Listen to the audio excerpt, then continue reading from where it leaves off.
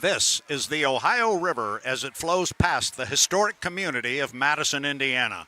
The unlimited hydroplanes have been racing here for the last 73 years. It is a tradition with a rich history, and it continues this weekend with the 2024 Indiana Governor's Cup. The Unlimiteds are next.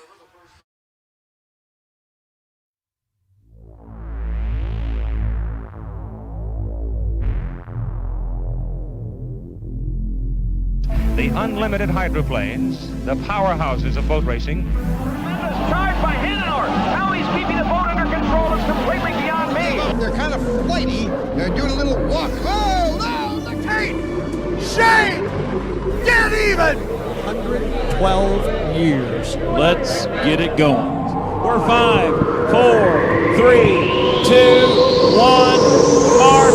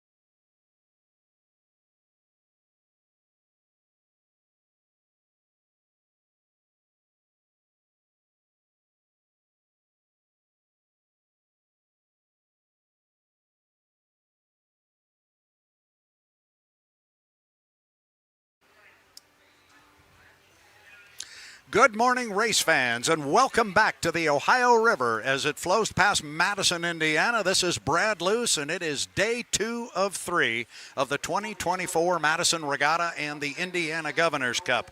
We had a good day of testing and qualifying yesterday on the H1 Unlimited side. We didn't get to our Grand Prix qualifying, but we're going to start the morning with that. We're a little bit later than we had anticipated coming on the air this morning. We were having some difficulty getting the course set. It is in place, and we are getting ready to go with a lot of action.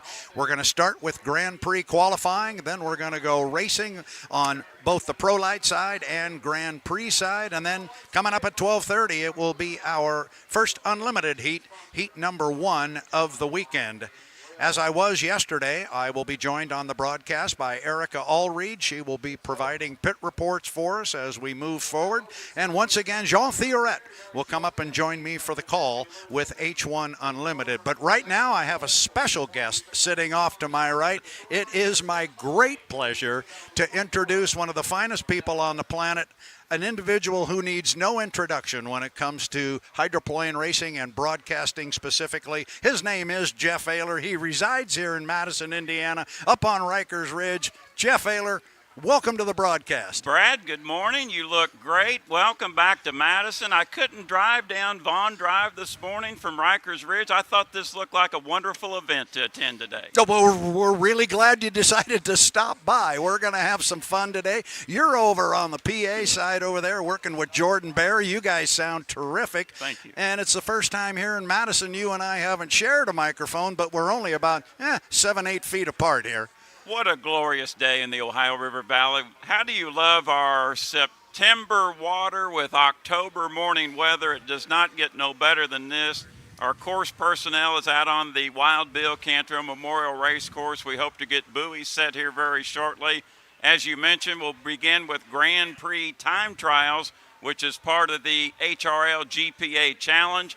Looking forward to that racing today, along with Pro Light and, of course, the powerhouses of boat racing. H1 Unlimited. And this is not the only time you're going to be on our broadcast today, because when we go with our heat racing for our Grand Prix hydroplanes and our pro lights, we're going to throw it over to you. You're the master when it comes to that stuff. Well, I appreciate that, Brad. I'm looking forward to the inboard races here this weekend. We got a wonderful GP field, a little bit down on numbers due to attrition last weekend that began the 3-weekend challenge at Lake Gunnersville in Alabama, and of course up in Brockville, Ontario, Canada. But the 2 winners from last weekend are here. Brandon Kennedy won in Gunnersville. Ken Brody, your favorite Grand Prix driver, won in Brockville, but a substitute driver in the Freedom Presents Diego's Mexican Grill this weekend, Bobby King. He's a nice shoot. Yeah, and if anybody's listening and maybe doesn't know all these names, I would do not listen to the fact that there's a different driver in a boat and his name is Bobby King. You're thinking, well, they won't be competitive with that guy driving. That young man can handle a race boat. He does a wonderful job out of the state of Michigan, and of course you'll see him a few weekends from now in H1 Unlimited in Rob Graham's U12 Graham Trucking. So we'll welcome Rob Graham back to the series out in the Pacific Northwest, and you're looking at some nice boat lineups coming up in Washington State. We expect to have 8 Unlimiteds, H1 Unlimiteds on tap for our Tri-Cities Columbia Cup. It's always fun out there in the Columbia River. We're going to have one disappointing piece to that puzzle this year, though, because Jeff Ayler won't be traveling out west. I'm going to miss you. Yeah, I'm not going to make it this year, but boy, the last 2 years in Tri-Cities, I've enjoyed my visit out there, and hopefully in the future I can get back, because I love that high heat, low humidity. What is that term you call it out there? Nice. Nice. Yes. That's the technical term for that. Jeff, how long have you been involved with the Madison Regatta here and on the broadcasting side? Well, this was all by luck. In 1993, a friend of mine, Wayne Tingle, he was a sports director at Works 96.7 FM WRX, and I wanted to try it. They kind of brought me on as a color analyst, and station manager Bill Potter agreed, and that's where it got started. Then I ended up at the station part-time from 95 to 01, not only including boats, but doing basketball, football, baseball games. Would occasionally go down and read the local news on Saturday and Sundays. And, of course, with the board, you know, I made some miscues as well, just like everything you do in broadcasting. But this has been a blessing for me, and the people you meet. It's unreal. Well, and that's the whole thing. And, you know, whether it's hydroplane racing or broadcasting or whatever you do professionally in your life, when you look back over your career, it is all about the people. I remember one particular day in Detroit, Michigan, where I came down the stairs in the lobby of a hotel. I'd never met one Jeff Ayler before, and you and I told the story 100 times. We hopped in the car, and before we were out of the parking lot, we were finishing each other's sentences. We just have had a fun time. It's wonderful. And Brad, thank you for having me on. I need to get these opening ceremonies going. And what I'm seeing, what you're doing with this stream, perfection. I love it. You got off in Gunnersville last week to a good start, and it's even better so far what I'm seeing here in Madison. You've provided Jordan and I a monitor. It's such a huge help. Keep it up. If anyone wants this to succeed, it's Jeff Ayler. I know you do, my friend. Get back to work over there, and we'll be sending it over to you for some racing later on in the day. Crank 'em up. There you go. Jeff Ayler with that signature line. I think we're going to, while he steps away from the microphone, we're going to get Erica Allreed to come in here and join us, and maybe she and I can talk a little bit about what's going to happen today. We'll look at the schedule. It's going to be a busy one. Not going to be able to put specific times to it perhaps because we are getting started a little bit later, but as you look on the monitor there, those watching on the H1 Unlimited live stream, you'll see we've got a couple of our Grand Prix hydroplanes hanging over the water, and they will be coming out for Grand Prix qualifying. So we're getting Erica all wired up here, and you are good. I just heard that in my ear. Erica, welcome to the broadcast, day 2 of 3, the Indiana Governor's Cup and the Madison Regatta. Thank you so much. I'm so happy to be back up here in the booth with you for a short time, but then get back down to the pits here today, especially as we start our heat races. And I don't know if our fans know, there's really no way that they would, and even no way honestly, that you would know. When we finally got you on the screen yesterday and we had those live interviews from the pit area, it was a big step for the H1 Unlimited live stream. And we were all high-fiving up here because we'd finally pulled it off. We had the camera working, you were working.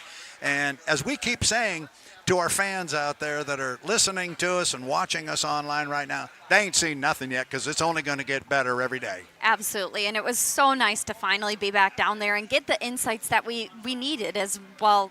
We saw yesterday with J. Michael Kelly, he only completed 1 lap in testing, and we got to get down there and see what was going on and get the inside scoop from the drivers themselves. So a very cool perspective that we're able to do here this weekend. You having fun? Fun is an understatement. Yep, that's our mantra for our group, and yes, this is very fun. And so our fans, if you have a question whether or not Erica's going to be with us the rest of the way, she is indeed here in Madison. Unfortunately, you're going to miss us down the road in Tri-Cities, or let's put it the proper way, we're going to miss you.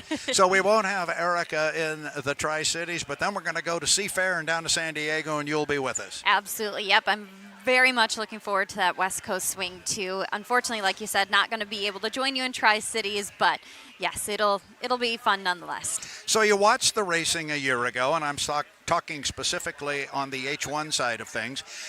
You watched the racing last year. You were with us down in Guntersville a week ago. You saw testing and qualifying yesterday. What do you look for in our H1 fleet as we get ready to go racing here? We got a couple of heats of competition today. What does Erica expect to see? Well, today from our H1 Unlimiteds, I am expecting to see some redemption drives from that of Corey Peabody. He is looking for some redemption not only here in Madison, but after Guntersville as well. He's had some incidents here on the river for the past 2 years, and I know he would love to come away with at least a win here. He was well on his way last year before he had an issue with the strut, which caused other issues. So I'm really looking forward to seeing him back out there, and that's what I'm looking for today, is some redemption drives from him and the Strong Racing team. I think there's a lot of people that feel that way, and this can happen very easily in boat racing. Nobody knows how or why it happens, but it seems you can drive 5 hours down the road from one venue to another and the boat just suddenly doesn't want to respond, or maybe a boat that didn't run as well as you wanted it to before, suddenly in that 5 hour drive a new leaf gets turned over and everything is well and better. There's a lot of people expecting a good weekend, and they're very focused down there in the Strong Racing camp with both boats, both the 1 and the 9. But we've got a lot to get to before we get to our H1 Unlimited Racing, which is going to come up around the middle of the day, around the noon hour. We are going to open up here with a 45-minute period of Grand Prix time trials. We're going back and forth with the camera angles here. You're looking up the river underneath the Milton-Madison Bridge, but when you see the pit area, you will see there are a couple of our boats hanging over the water. They are ready to go. Then we're going to have an open testing session, and that will last for a little bit over an hour. Perhaps they may trim that, and that's how we might get back on schedule. And then we're going to go racing. We're going to have our first heat of racing is going to come up with our Pro Light class. They will run Heat 1. We're going to follow them with our Grand Prix Heat 1A. Then it's going to be Grand Prix Heat 1B. After that, the powerhouses of boat racing, the H1 Unlimiteds, will take to the water. So yesterday was testing and qualifying. Today, we go racing, and it really gets fun then. Oh, absolutely. And I was rewatching the races from last year here in Madison, and they were so good. They lived up to all the hype, and I expect this year will be no different, especially with some of the things that we saw yesterday. So we're in for a treat. Yeah, the fans last year talk about how 2023 was maybe the most competitive season of hydroplane racing we had maybe ever seen. There was so many close finishes.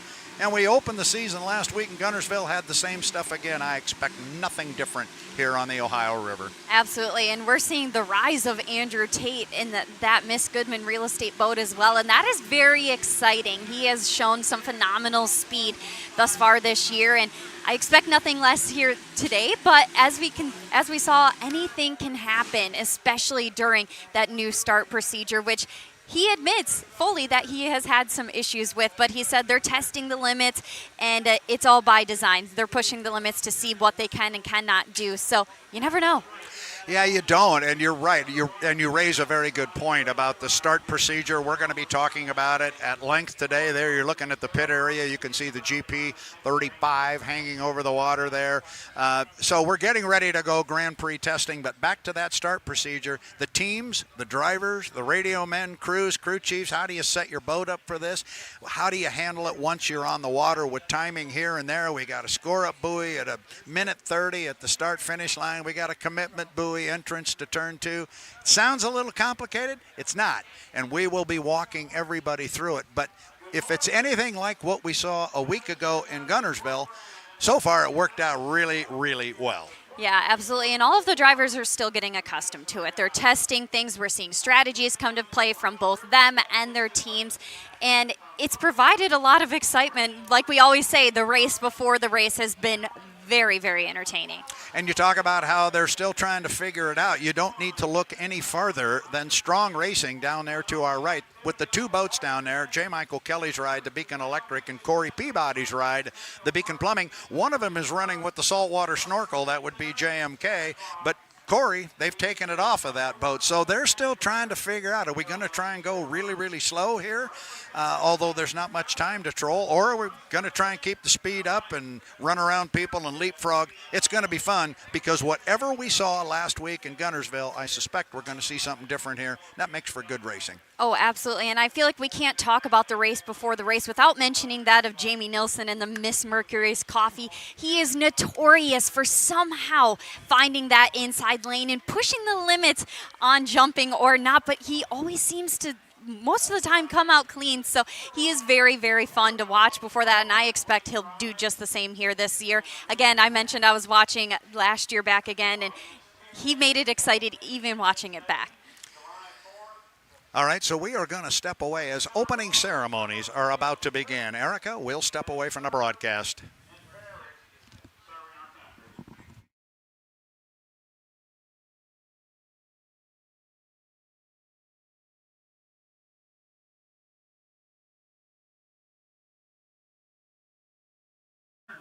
From the American Legion, post number 9, with the singing of the national anthem, Madison Regatta race chairman, Mark Hamilton. 1, 10, present. Oh, say, can you see by the dawn's early light what so proudly we hailed at the twilight's last gleaming, whose broad stripes and bright stars through the perilous fight o'er the ramparts we watch were so gallantly streaming, and the rocket's red glare, the bombs bursting in air, gave proof through the night that our flag was still there. Oh, say, does that star-spangled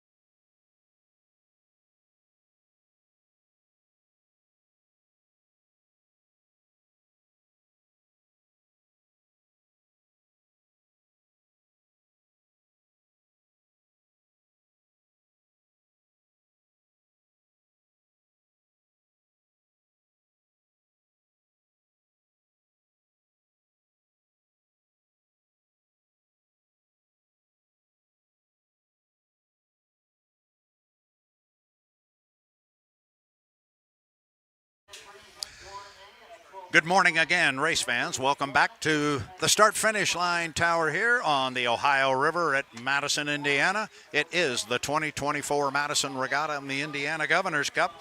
Brad Luce here. I'm sorry I had to step away so quick as we quickly were reminded that we had opening ceremonies here, and I'm glad we were able to catch some of that pageantry and get it online for you here so you could see on your monitor. I was supposed to have a speaking role in that, and so I kind of dashed away, and apparently it was short and sweet, and I got cut from the program. So anyway, that's okay. Anyway, we are getting ready to go here. We are just about to get a green flag, I am told, on the race course. Our two Grand Prix hydroplanes that were hanging over the water are now in the water. So we're going to have qualifying for our Grand Prix class coming up next. There are 9 Grand Prix boats here. They will go in a specific order that was drawn earlier in the day, and this qualifying takes on additional importance for the Grand Prix class as their race format is different than that of H1 Unlimited. Instead of fighting for their lanes, they are assigned lanes and they earn those lanes. It's a better way to put it is an earned lane format, and they begin earning their lanes here for their first heat based on qualifying speed. The faster you qualify, the further inside your lane is assigned for the first bracket of racing. So it is important. Boats with the fastest times will be on an inside lane. Then they will invert it and we will move from there. First up on our ladder is the GP17. That should be the Miss Renee. Let's look down here in front. I don't see the boat. I don't see it in the water, however.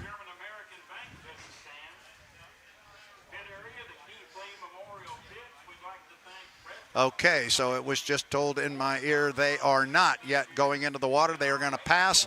They will go last in the qualification session, and therefore they will be placed on the outside of their front row for their first heat of competition. So the way some of these trucks are in the pit area, we don't have a direct line of sight to some of the hydroplanes, and that particular one, the Miss Renee, is right in front of us, but so is the truck. So it's not dockside. They are not in the water. We won't see them first. That means we will move on to the GP35, Brandon Kennedy, and this boat was the victor last week in Gunnersville, Alabama. The boat is very, very quick. It is driven by Brandon Kennedy. They are running as River City Printing, presented by Sunrise Party Cove here on the Ohio River. River City Printing right here local to Madison, Indiana. So TKO Racing represented by River City Printing and Sunrise Party Cove driven by Brandon Kennedy out of Newark, Delaware. The boat is owned by Ron and Sandy Thompson. You're looking at that boat right there on the screen, and it is a quick one. So we're just waiting to get the green flag on the race course. It will come shortly. The officials told me they are just about ready to go. We are actually seated just to the right of our H1 officials who are handling the refereeing duties, if you will, for GPA. So we're just waiting to go on the clock here and get our first boat, which will be GP35, the TM Special, River City Printing, presented by the Sunrise Party Cove. They will be first up, and then we're going to go with the GP33. That'll be Jack Lupton Motorsports. Jack Lupton behind the wheel of that beautiful craft. They are here from Waverley, New Zealand. They will come out second. Then it's going to be brother Ken Lupton. Ken Lupton will come out in GP577, the Lucas Oil. They are the 2022 Madison champions. So we've got some of our hot dogs coming out here real quick to go qualifying for the 2024 Madison Regatta. Yesterday, the weather was a little bit dicey. Today, not so much. It is absolutely beautiful here this morning. We have awakened to pretty much clear skies with some white puffy clouds, a little bit of a breeze blowing up the river, but not enough to bother our drivers and our hydroplanes right now. So it should be a very, very good day of racing. The weather forecast is good. I know you're ready watching online. We are ready as well, just waiting for a green flag to hit the course, and Brandon Kennedy will get this qualifying session underway.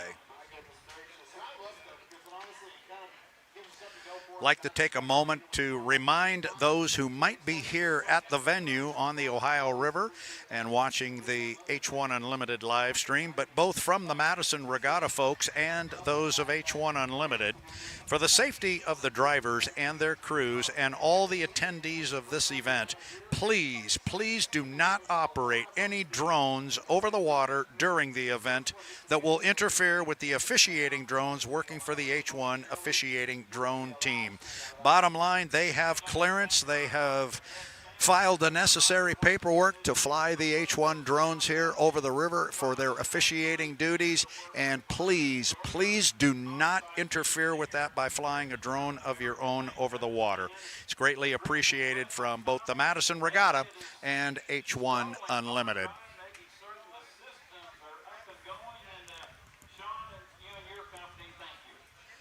We've got more Grand Prix hydroplanes being dropped in the water. You're looking at the GP-15 right there. That is the Old Trapper beef jerky. Those of you watching back in the Pacific Northwest, that boat needs no introduction.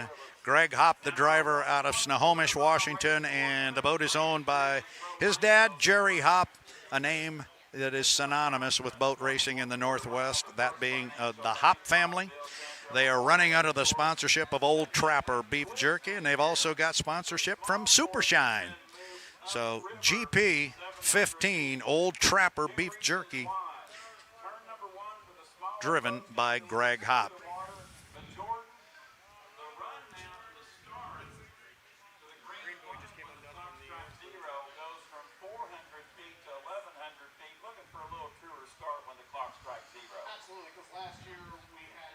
Checking here to see when we might go green on the race course. I know the boats are ready. I've got 1, 2, 3, 4, 5. I think we've got 5 boats in the water right now. So once it does get started, it's going to get loud and it's going to get active. Grand Prix qualifying.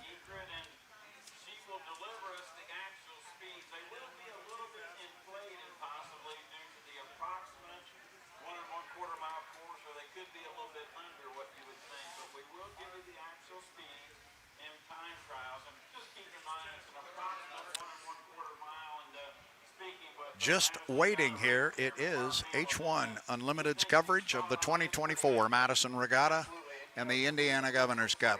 Our Grand Prix hydroplanes, when they come out, they will be running on an approximate 1.25-mile race course. Our H1 Unlimiteds, of course, go on a 2.5-mile race course, where the H1 Unlimiteds will go up underneath the Milton Madison Bridge on their way around the race course. Our Grand Prix will stay on the downriver side of that bridge, will not go underneath the Milton Madison Bridge, although the course has been shifted about 700 feet upriver from where it has been in the past. So we will watch what kind of speeds we see out of the boats today. We will give you the speeds as they are recorded, but they may be inflated just a little bit because this is an approximate 1.25-mile course. We believe it is a little bit smaller than that. So there is no record-setting capability here for our Grand Prix on their course. Such is not the case with the H1 Unlimited course. That is a certified 2.5-mile course. And if somebody were to lay down a record speed, it would be categorized as such. Looking across the river right now, and as I do my best with the naked eye here, looking across the river and even into the center of, there are a few whitecaps that are rolling out there in the center of that river. It is blowing up the river, so the drivers are going to come at that breeze when they come off the top end of the race course and head downstream. We'll keep an eye on that. It is certainly calmer here on the front straightaway side than it is on the back chute side. So we'll keep an eye on that. And I believe we have had there is a buoy that is about to be replaced or readjusted. I think we had one that decided to make a run for it and head downstream. The officials are on top of it. They're going to make sure that buoy is set properly, and then I suspect we will get the green flag. Just waiting for our our Grand Prix America qualification session to get underway. I have been handed a new Madison Regatta schedule. So let's take a look at what we have here. Now it reads from 10 o'clock until 10:45, and that is Eastern Daylight Time. We will have our GP time trials session, and then from 10:45 to 12:15 will be open testing. At 12:15 we will have our Pro Light Heat 1. 12:35 will be Grand Prix Heat 1A. At 12:55 will be Grand Prix Heat 1B, and then at 1:15 we will go racing H1 Unlimited style with our Unlimited Heat number 1. All of those times are Eastern Daylight Time. We'll go Grand Prix time trials here as soon as we can get a buoy set. Then we'll have an open testing session till 12:15. Then at 12:15 it's Pro Light Heat 1. 12:35 Grand Prix will be on the water for their Heat 1A. 12:55 will be Grand Prix Heat 1B, followed at 1:15 by Unlimited Heat 1. They will get that buoy set. We're all waiting here. You are looking at the GP35 of Brandon Kennedy. He will be our first boat to come out and attempt to qualify here for Grand Prix America. Again, the boat is owned by Ron and Sandy Thompson, driven by Brandon Kennedy. Brandon out of Newark, Delaware, is sponsored by River City Printing here in Madison, Indiana, and presented by Sunrise Party Cove. Brandon is in the boat. I think that close-up there that we just had, courtesy of Gio Belcito, handling the big camera here on the boom right in front of us as he pans down toward the lower end of the race course. And now you can see that buoy that is being adjusted down there. They are working to get that hooked in. As soon as that is complete, I think they will reset that patrol boat, that rescue boat, and we will be ready to go qualifying. Grand Prix America is on deck with their qualifying. Brad Luce here on the banks of the Ohio River as it flows past Madison, Indiana. A lot of anticipation here. Erica Allreed is ready to go. We'll have Jean Thioret up here later on in the day. Today is not Sunday race day, but it's Saturday race day. It's day 2 of 3. It's the 2024 Madison Regatta and the Indiana Governor's Cup. I'll step away for just a moment. We will be back as soon as the course is set and the green flag flies. Stand by.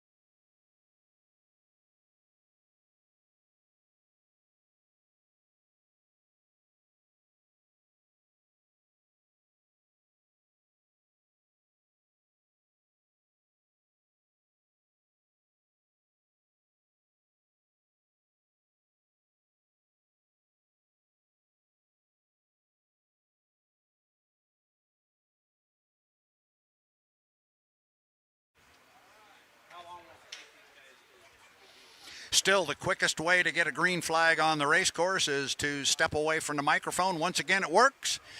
Brad Luce here. At the 2024 Madison Regatta, we have a green flag on the race course, and we are ready to go. Grand Prix qualifying already away from the dock. Brandon Kennedy.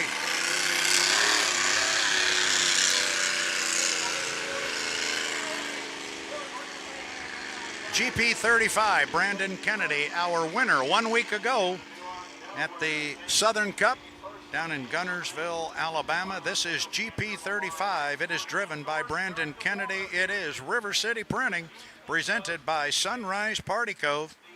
Brandon Kennedy out of Newark, Delaware.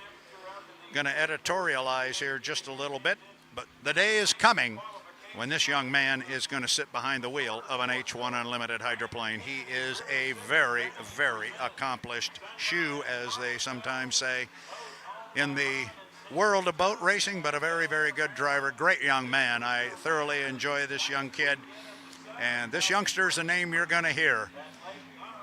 Brandon Kennedy. Now, the way this will work, the Grand Prix will come out. They will take 2 laps on the clock. The clock will start when he comes around this next time. He is at the top end of the race course right now. He will come off the corner and come down, and we'll put him on the clock. He gets 2 laps, the quickest of which will be put in the books for his qualifying speed.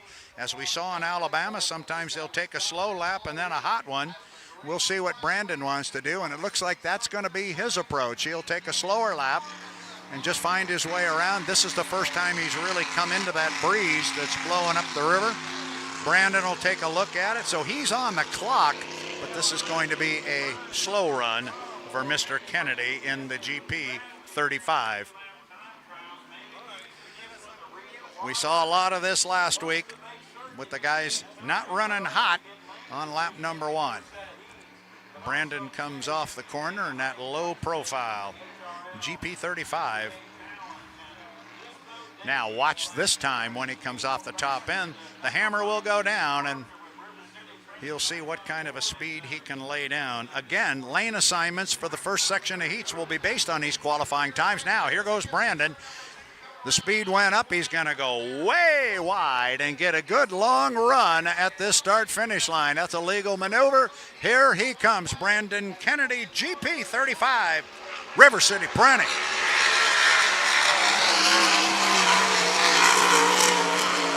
River City Printing, presented by Sunrise Party Cove. Brandon Kennedy already down to the bottom end of the race course. Comes off now, get the good acceleration. He's running with the wind right now up the backstretch. This boat is a rocket. Kennedy to the entrance pin. He won't go wide this time. He'll keep it tight to the buoy row, or at least much closer than he did. Nice corner off the top end. Here comes Kennedy. Qualification in the books with a hot lap. And just like that, he pulls his foot.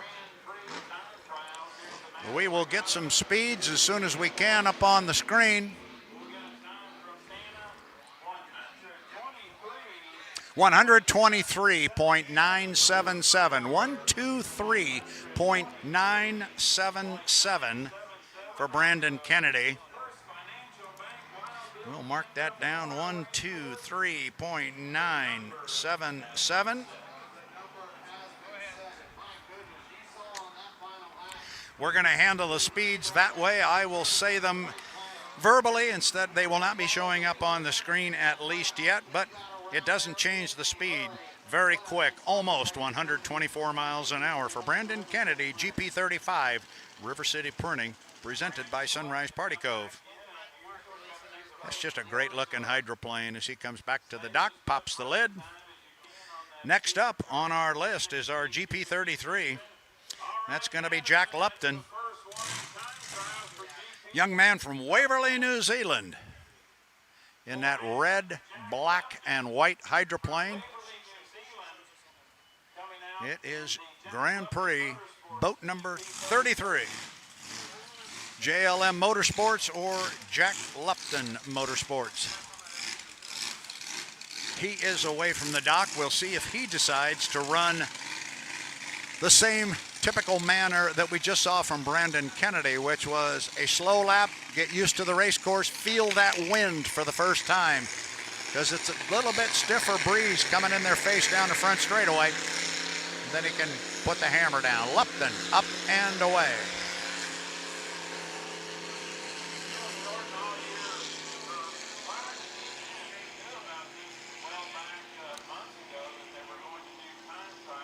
Again, he will go down to the bottom end of the race course, and he's going way down the race course. And he's gone all the way down to the unlimited race course.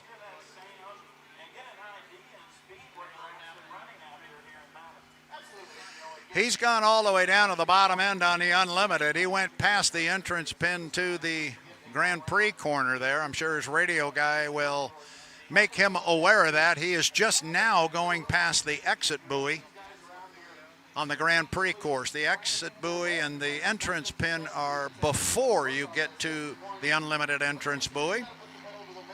But he decided to go all the way down. We'll see how he wants to handle his charge to the line, if he even decides to make one. Now we'll see if he finds the double buoy up here, which I'm sure he will, which signifies the entrance to turn 2 on the Grand Prix course. Again, it is an approximate 1.25 mile race course here on the Ohio River for our Grand Prix hydroplanes.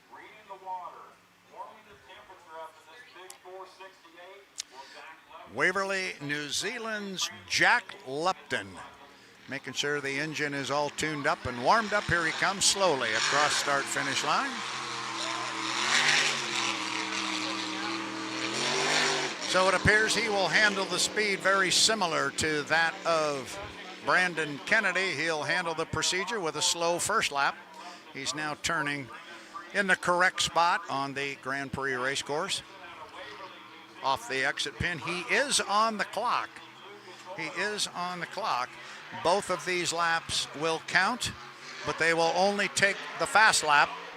Again, Brandon Kennedy at 1:23.977. That's the top time posted so far, but then it's also the only time posted so far. Now the foot begins to go down for Jack Lupton on the accelerator. GP33, Jack Lupton Motorsports.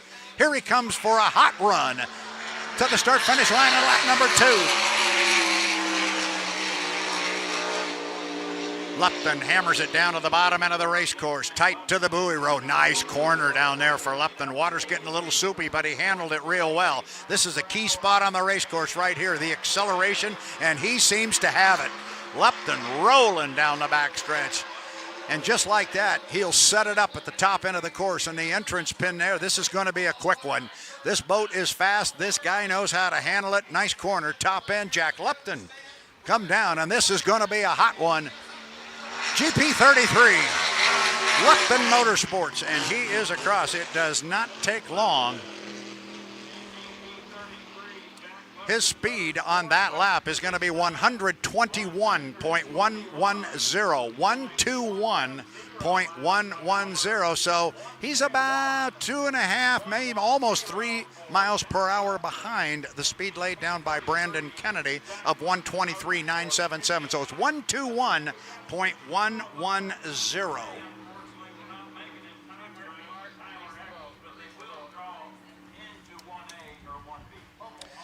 So, a good run for Jack Lupton Motorsports, GP33. The young man will come back to the pit area. Next up is his brother. Jack Lupton's brother, that's going to be Ken Lupton, also from Waverly, New Zealand. Imagine that. He will be out in the GP577, the Lucas Oil. This boat that's coming out, the GP577, was our 2022 Madison champion. The lid goes down on Brother Ken's ride, and this one looks entirely different. It is predominantly white, Lucas Oil on the air scoop and across the back of the boat, GP577. He's away from the dock. One brother comes in, one brother goes out.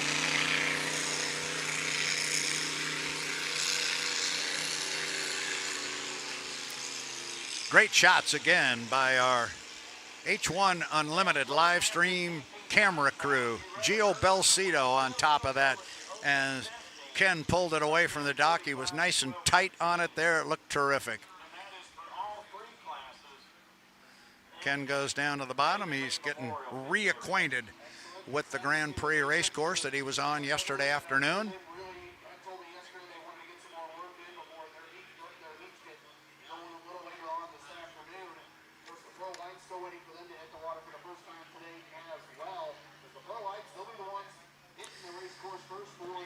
Our Grand Prix qualifying session is set to go until 10:45 Eastern Daylight Time. We'll see how that plays out. We've got 9 boats to get out on the water. We had 1 boat pass, and we've had 2 boats run so far.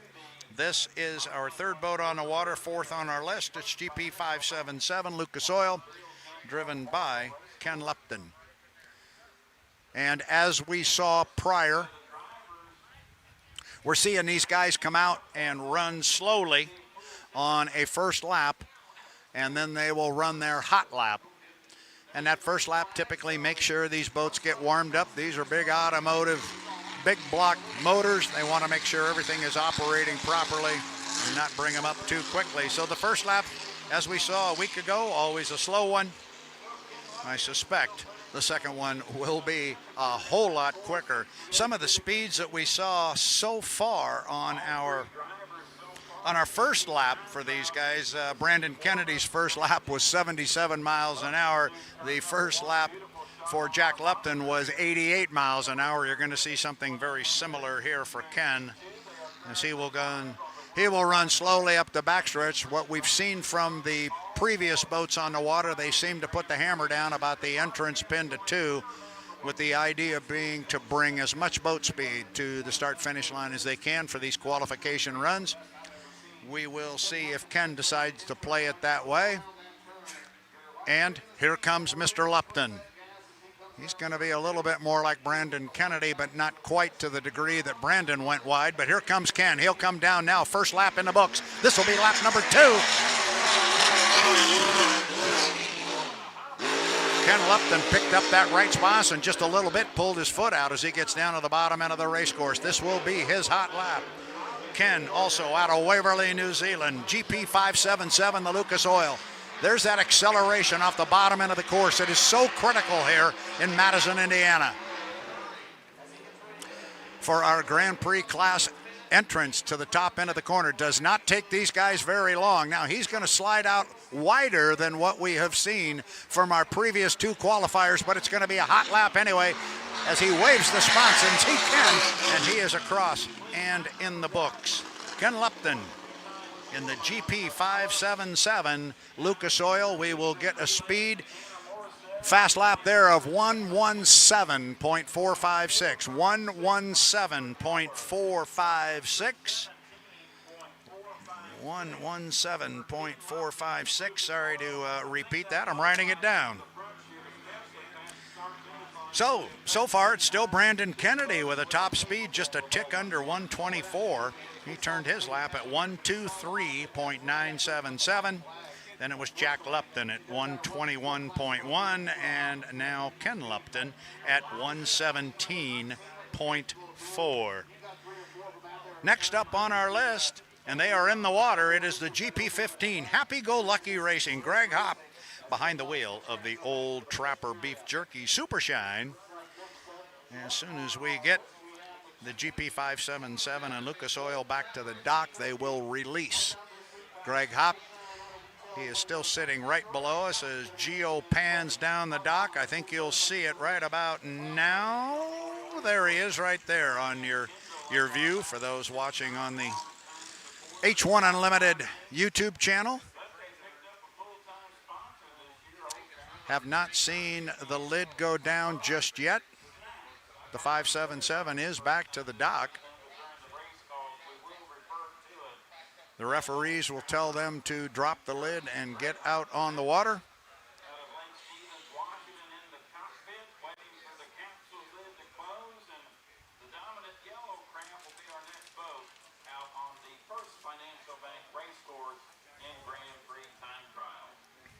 Boat owner Jerry Hopp standing just down to our left. Jerry's just kind of been a fixture in boat racing, specifically and particularly around the Pacific Northwest. If you've been to a race in the Northwest, it's tough to attend one without having the name Hop involved. Now you see the lid go down on the GP15. The Old Trapper Beef Jerky and Super Shine. And as we were talking yesterday, this boat was built in 1998. It's what we call a Jamie Auld hull. It is kind of an old hull, but Jamie Auld was the designer and the builder. Great shot there from our drone as the boat pulls away from the dock. Greg Hop, GP15. This boat is older. It is narrower. If you look down the front of this boat, looking toward the back and look underneath it, you'll see the air trap underneath the boat is much narrower than it is on some of these newer boats. What that translates to for Greg Hop in this particular hull is it's not as solid and as quick through the corners, but when it gets into straightaway and Greg gets this one wound up, it'll really go. It is a fast one. So Greg Hop, Snohomish, Washington, in the Puget Sound area, just north of the city of Seattle. Greg up at the top end. He'll come down this time and pick up a green flag, see if maybe Greg wants to handle it a little differently and maybe run a little harder on his first lap. I thought maybe he was going to do that, but now he's going to take it easy like everybody seems to. You notice the very, very low profile of this bright yellow hydroplane. This one's an easy one to spot on the race course. Grand Prix boat number 15.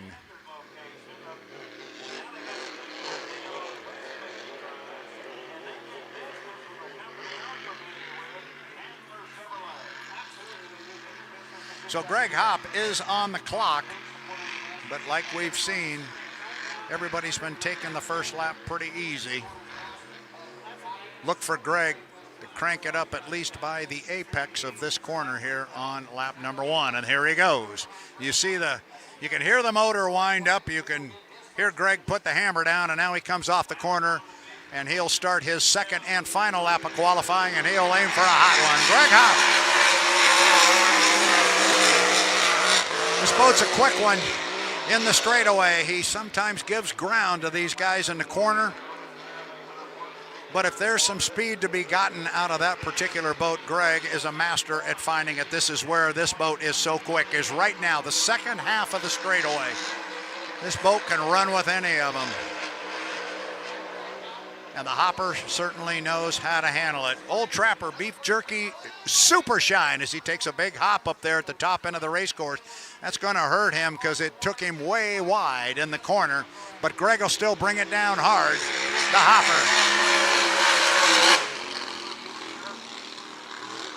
Greg pulls his foot, had that big hop up at the top end. We'll get the speed here from Tanner Morissette from H1 Unlimited. He had a quick lap there, his second one at 109.882, 109.882 miles per hour. Yes, I have to say it again, 109.882. So still, Brandon Kennedy, GP35, our top qualifier so far, sitting at 123.977. Then it was Jack Lupton at 121, Ken Lupton at 117, and Greg Hop now at 109. Next up on our ladder is our GP17, the Miss Liberty. The boat was driven last week down in Guntersville, Alabama by Tom Thompson, but it's going to be handled this weekend by Kent Henderson. The boat, the Wild One, presents Liberty in a can. Sometimes we refer to it as simply the Miss Liberty. But the boat is owned by Huey Newport out of Cincinnati, Ohio. Kent Henderson will come out.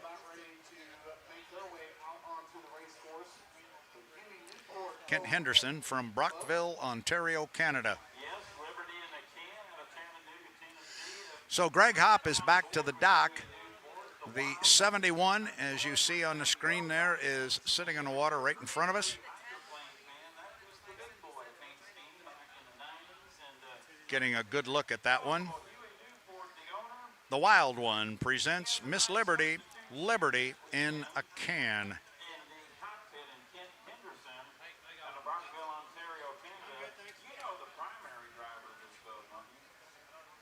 It's Andrew Tate, member of the Miss Madison Racing Goodman Real Estate, and because of contractual agreements, when this boat and the Unlimited boat at the same race, Andrew can only drive. So with the camera being where it is, you will see the lid go down at the same time we do. It appears as though well, I was going to say they had him strapped in, and you see the crew member there reaching over and just yanking on those straps.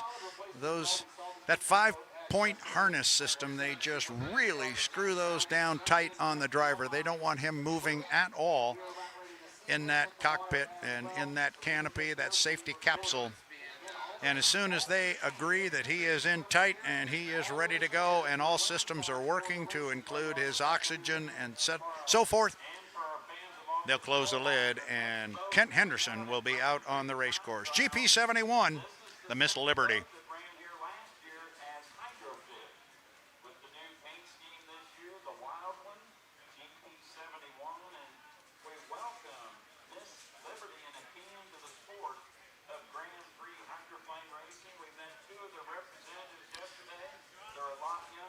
We are awaiting the GP 71 Miss Liberty, and he's going to be followed by GP 50 Freedom Racing. That's going to have Bobby King behind the wheel. The boat is owned by Ken Brody.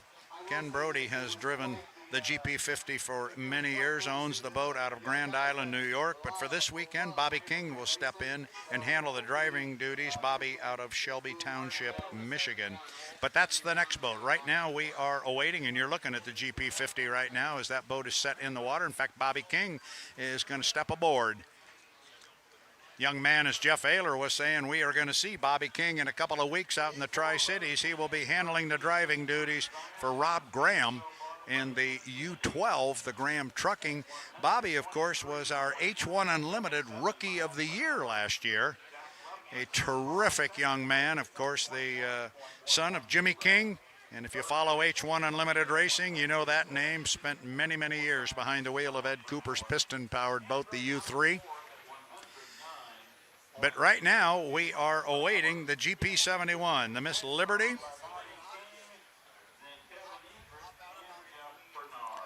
Want to pass on a shout out to the H1 Unlimited live stream team. In short, I've said it, I'll say it over and over again, these guys rock, but the graphics are up on the screen now. You can see Kennedy, Lepton, Hop, and their speeds. Wow, maybe I don't have to write them down anymore. So are we going to get these quick on the screen, or am I still going to be writing them down? Oh, no, I don't have to write them down. We will get the fastest lap, I am told, in my ear. And we've got some patrol boats moving. Oh, we got boats coming down the river. We now have boats going up the river.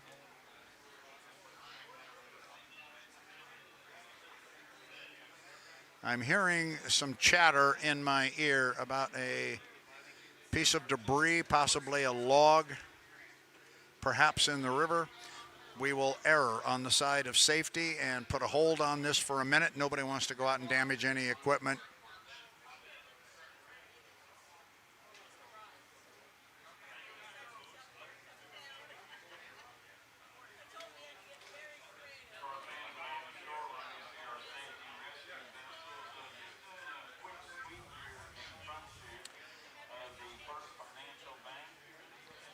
Going to move the camera, I think, up the river here where our patrol boats are headed, and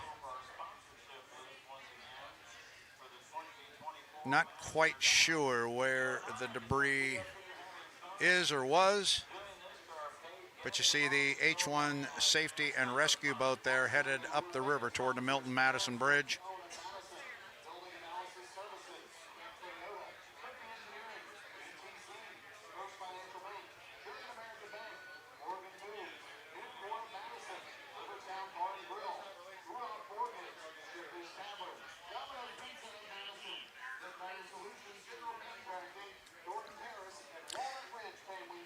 While our safety and rescue personnel look for the potential debris in the river, we'll take a break. We'll step away. We will be back as soon as we get a green flag on the race course. Next up on our qualifying ladder is the GP71 to Miss Liberty, driven by Kent Henderson. It's the Wild One presenting Liberty in a Can. We'll be back as soon as we get a green flag on the Grand Prix qualifying race course. Stand by.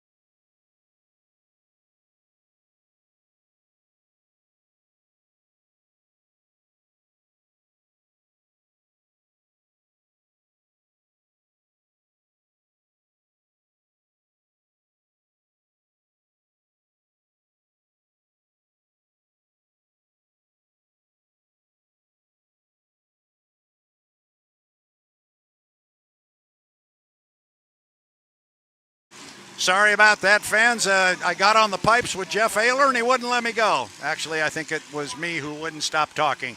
We are back with a green flag on the race course. We are back to our Grand Prix America qualifying. On the water right now is our GP71 hydroplane. This is the Miss Liberty, the wild one. Presents Liberty in a can. Kent Henderson out of Brockville, Ontario. He will come slowly down the front straightaway here, and we will get him on the clock for his 2-lap qualification attempt.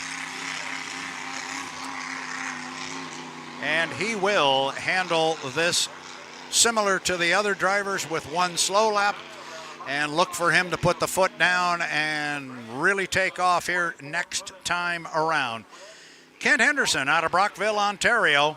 This boat was driven last week down in Gunnersville, Alabama by Tom Thompson, and a very famous driver spent a lot of time behind the wheel of this particular boat. Andrew Tate, of course, has spent time in this one. Boat was here before as the Hydrofish. Need we say more about the potential of this particular hydroplane? It is a rocket. Kent, a great driver, out of Brockville, Ontario, Canada, the city of 1,000 islands, I think, if I've got that right. So he's on the clock now. Now, here he comes, wide on the race course, going to get a good run to the start-finish line. Kent Henderson, the wild one, presents Liberty in a can. The Miss Liberty GP71.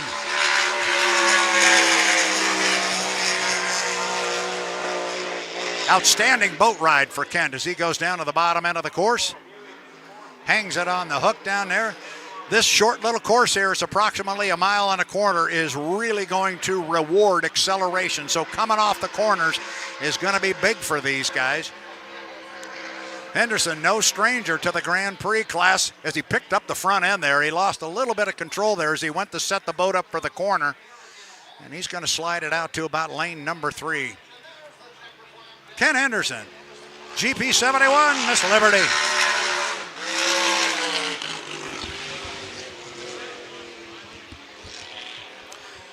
You see that slow lap on the screen there of 67.606. That's not the one he cares about. The one he wants is the next one that's going to flash up there. And it's going to be 114.921, 114.921. So he will step on the list ahead of Greg Hopp in the GP15, who was out previously with a lap at 109. Kent will step above that with 114.921 and sit currently at number 4 on our qualification list. Let's take a look and see who will be coming up next. It will be the GP50 Freedom Racing. I am anxious to see this boat. When it comes to the GP class, I'm going to admit to some favoritism here. I've always liked the GP50. The Freedom Racing team, and this weekend running is Freedom presents Diego's Mexican Grill up on Clifty Drive. The boat is owned by Ken Brody. It's red, white, and blue, and it's away from the dock.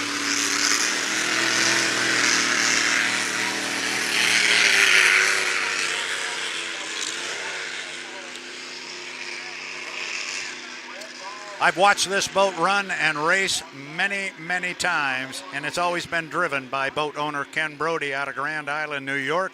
This is the first time I have seen Bobby King from Shelby Township, Michigan, behind the wheel.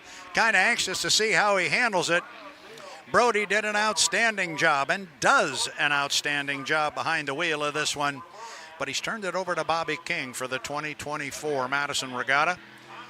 And I don't know that there's any more qualified driver to put behind the wheel. If you're not going to be in it, stick this Bobby King kid in there. We all know he can handle his race boat. Freedom presents Diego's Mexican Grill here in Madison up on Clifty Drive. It's the 4th of July weekend here in Madison. Have a red, white, and blue boat out on the water doesn't get any better than that. Here comes Bobby King.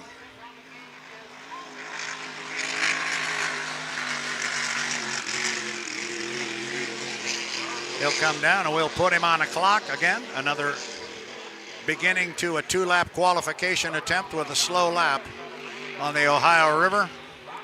Looking at our ladder, our first boat that came out was Brandon Kennedy, and he turned that hot one at 123.9. So far, it has stood the test. We've still got some speed to come, and one of them is this particular hydroplane right now. All right, now we'll see what Bobby can do. He'll come off the top end of the race course. Freedom presents Diego's Mexican Grill. Off the top end, here he comes, GP50. Get him on a clock for a fast one.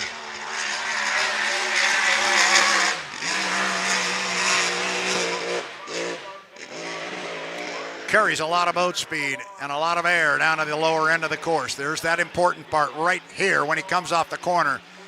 Bobby puts the hammer down. Nice acceleration out of the turn. This one's going to be a hot one. Bobby King driving GP50 for Freedom Racing. He is into turn 2. Big wall of water comes off that skid fin on the left side, trailing edge of that left side sponson. Nice line through the corner. Bobby King. Diego's Mexican Grill, GP50.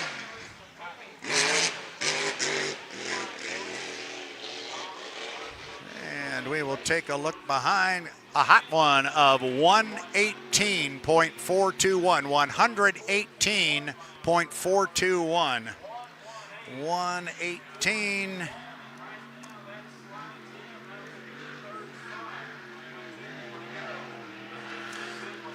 And that'll put him third on our list.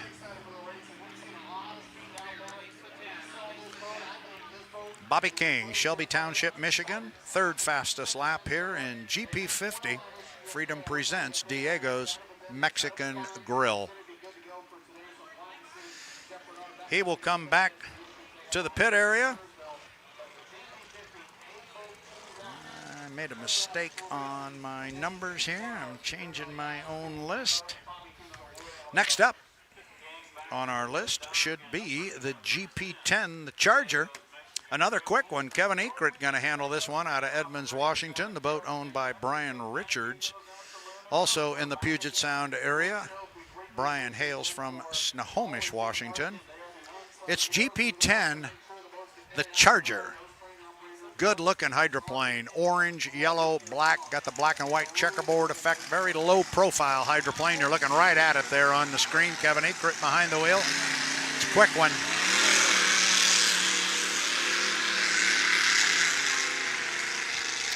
So he is away from the dock.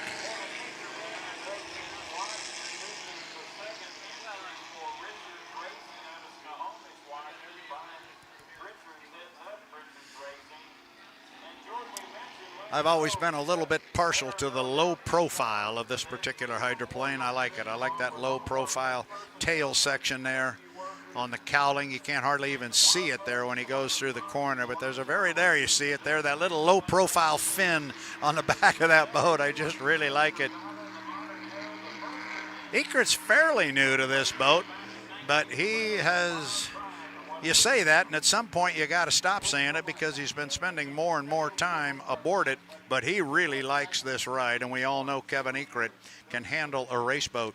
It's the GP10, it's the Charger, a boat they sometimes refer to as the Freak, and it says that on the side of the cowling underneath the Charger and behind those checkers.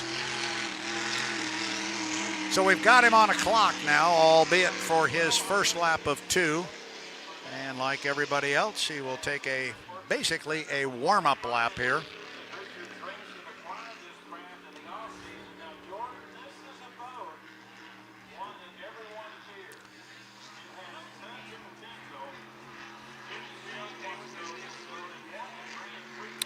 Kevin Ekert, halfway up the backstretch now. Listen for the motor to pick up when he gets into the corner. He'll start putting the hammer down here in an attempt to bring excess speed to the start-finish line. See how wide he wants to go. Not terribly wide, about lane number 2. Here he comes. Kevin Ekert, GP10, the Charger. Let's get him on the clock for a hot one.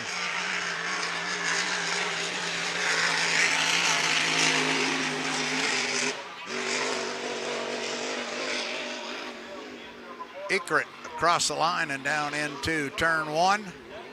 He'll be to the exit pin right now, and here's that point of acceleration that's going to be critical when we go racing with our Grand Prix America hydroplanes. 1.25 miles around this race course, and it does not take very long. Top speed so far turned in by Brandon Kennedy at 123.9, a tick off the 124 mark. I thought for a moment there he lost some power up there at the top end of the race course, but he got it back underway and he'll come back down. Kevin Inkrich with a hot lap in GP10, the Charger. Tana Morissette of H1 Unlimited will give us our speed. I believe it's a 103.336, 103.336.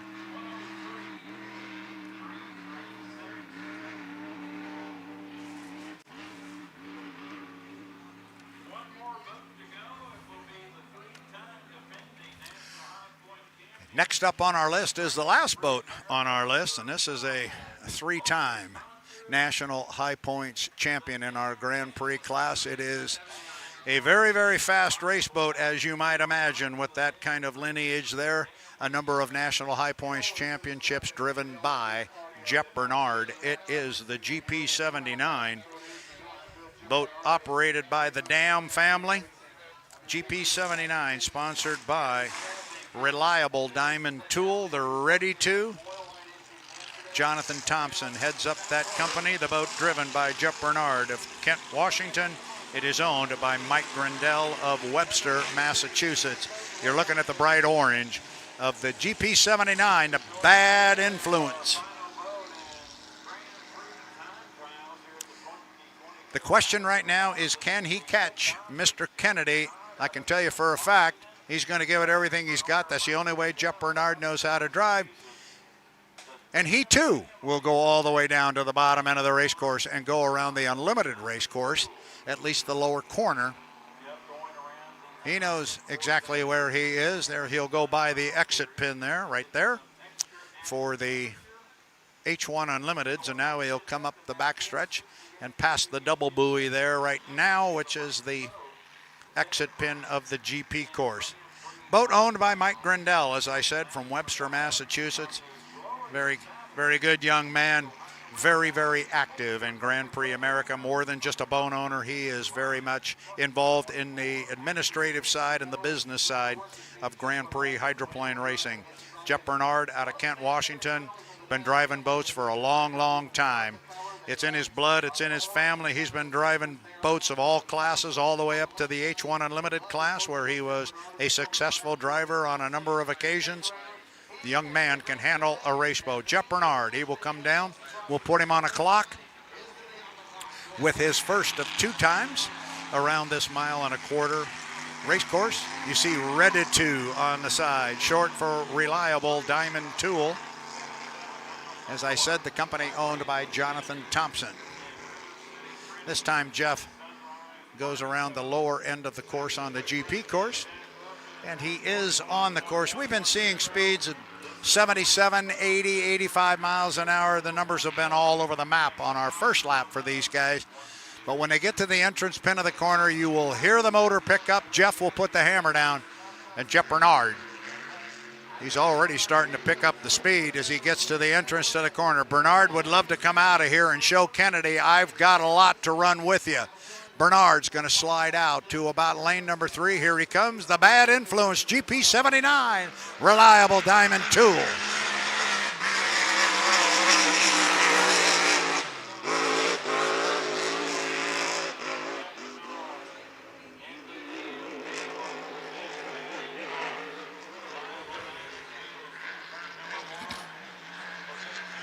Jeff halfway up the backstretch. Boat looking real good and looking real strong. Top qualifying speed so far. Brandon Kennedy, 123, just a tick under 124. Jack Lupton sitting in the second spot at 121. Has Jeff got enough speed to join that crowd at the top of the list? Jeff Bernard, GP79, Reliable Diamond Tool. He will very quickly get the speed from Tana Morissette. It's going to be 121.31. Waiting on that last digit, but it's 121.3. 121.313 miles an hour. Oh, There he goes. He did eclipse Jack Lupton. Jack at 121.1. You see Jeff Bernard's name there, number 2 on the list now, 121.313.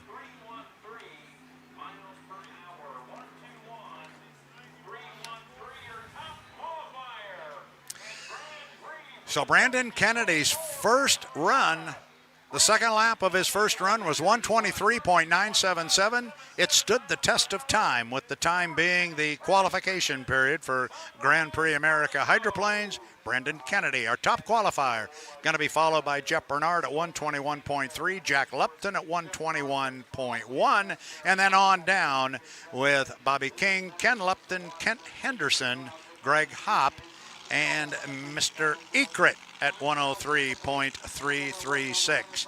And even though you see that 103 mile per hour speed down there with Kevin Ekrit, do not count that guy out in the GP10 to Charger. This is a very closely bunched field. The speeds certainly are indicative of that at the top of the ladder, but from top to bottom, this is a very competitive field. Jeff will come back. He will debrief with his crew, and I just know Jeff, he'll be disappointed he's not number 1 on the ladder, but he'll be happy with that particular speed. That's going to conclude our Grand Prix qualifying session. They are ready to go. They will get their heats drawn and lanes assigned based on those qualifying speeds. Looking at my clock here, it is 11:13. We were going to have open testing that began at 10:45. I believe that's what we're going to do as we see one of our H1 Unlimited hydroplanes. In fact, you're looking at it there on the screen. The U-91, the Goodman Real Estate from Miss Madison Racing, has been lowered into the water. Andrew Tate about to step aboard that hydroplane. Appears we're going to move a couple patrol boats around on the race course. But we're getting ready for open testing. I believe that period will last until about 12:15, after which we will go racing with our first heat of competition on the water. It'll be our Pro Light hydroplanes. They are slated to go at 12:15.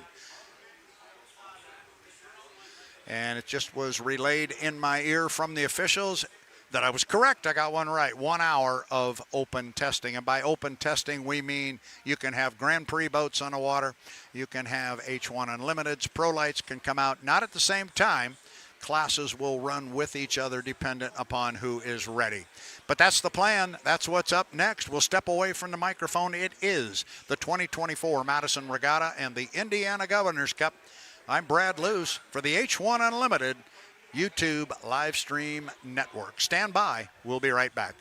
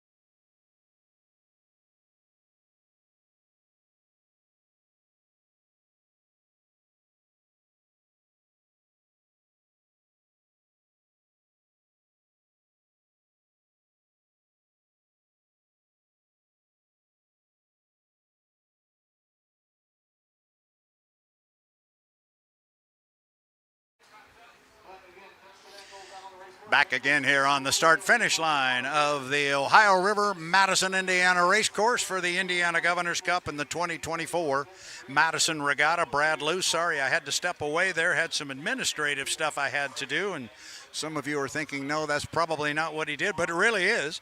We were handling some paperwork around the area. Got a couple of our H1 Unlimited hydroplanes out on the water. Andrew Tate just went ripping down the front straightaway and took that same speed through the lower corner, up the backstretch, and now comes hard across the start-finish line. Andrew Tate in the U91. Thank you, Jan, very much. That was my attempt at proving it was an administrative leave I had there as I was getting some paperwork. Andrew down at the lower end, at the top end of the race course, and coming much slower across start-finish line is Dustin Eccles in the bucket list. But you are watching Andrew Tate. U91, Goodman Real Estate. The boat is owned by the city of Madison, Indiana. This is the Madison hull that was built in 2018. This boat came out of the box as a rocket. It has been that way ever since the boat was launched, and it was launched in 2018 on a Saturday afternoon. Well, it was christened on a Saturday afternoon. It made its first run on a Sunday. And it was so good right out of the box. They tested the boat once in the Tri-Cities on Sunday. The following week in Seattle, this was the hull that Madison Racing decided to run. Here comes Andrew Tate across the line. Turned that first lap at 144 miles an hour. See what kind of a speed we get on this one. This is testing. Qualifying is in the rear view mirror. So these are simply testing sessions right now as the guys will come out and make sure they've got what they want in the boat for a racing setup. And the setups typically are different in the boats when they run between racing and qualifying. Qualifying, they can use the whole race course. They don't have to worry about encroaching on somebody as Dustin Eccles comes across start-finish line of the bucket list racing. Good to see that boat up and running so hard because they had an issue yesterday during qualifying and they had to shut the boat down. Dustin Eccles felt a bit of a vibration. He was not happy with it, and rather than risking some equipment, he decided to bring the boat back to the pit area and have a look at it. And the boat was not in the parade last night, thus they skipped the parade, and that was because they were working on the boat. We look down below us here on the dock. Going into the water is the U11 Mercury's Coffee. The U1 Beacon Electric is already in the water with J. Michael Kelly. Here comes our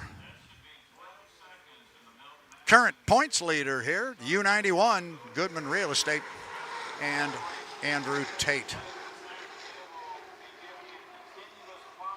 Not sure who you're all rooting for or what your favorite boat is online, but I can tell you it's a pretty partial crowd here on the Ohio River as the folks from Madison here in the surrounding area, they know which boat to root for, and it's coming off the lower end of the race course as Dustin comes underneath the Milton-Madison Bridge.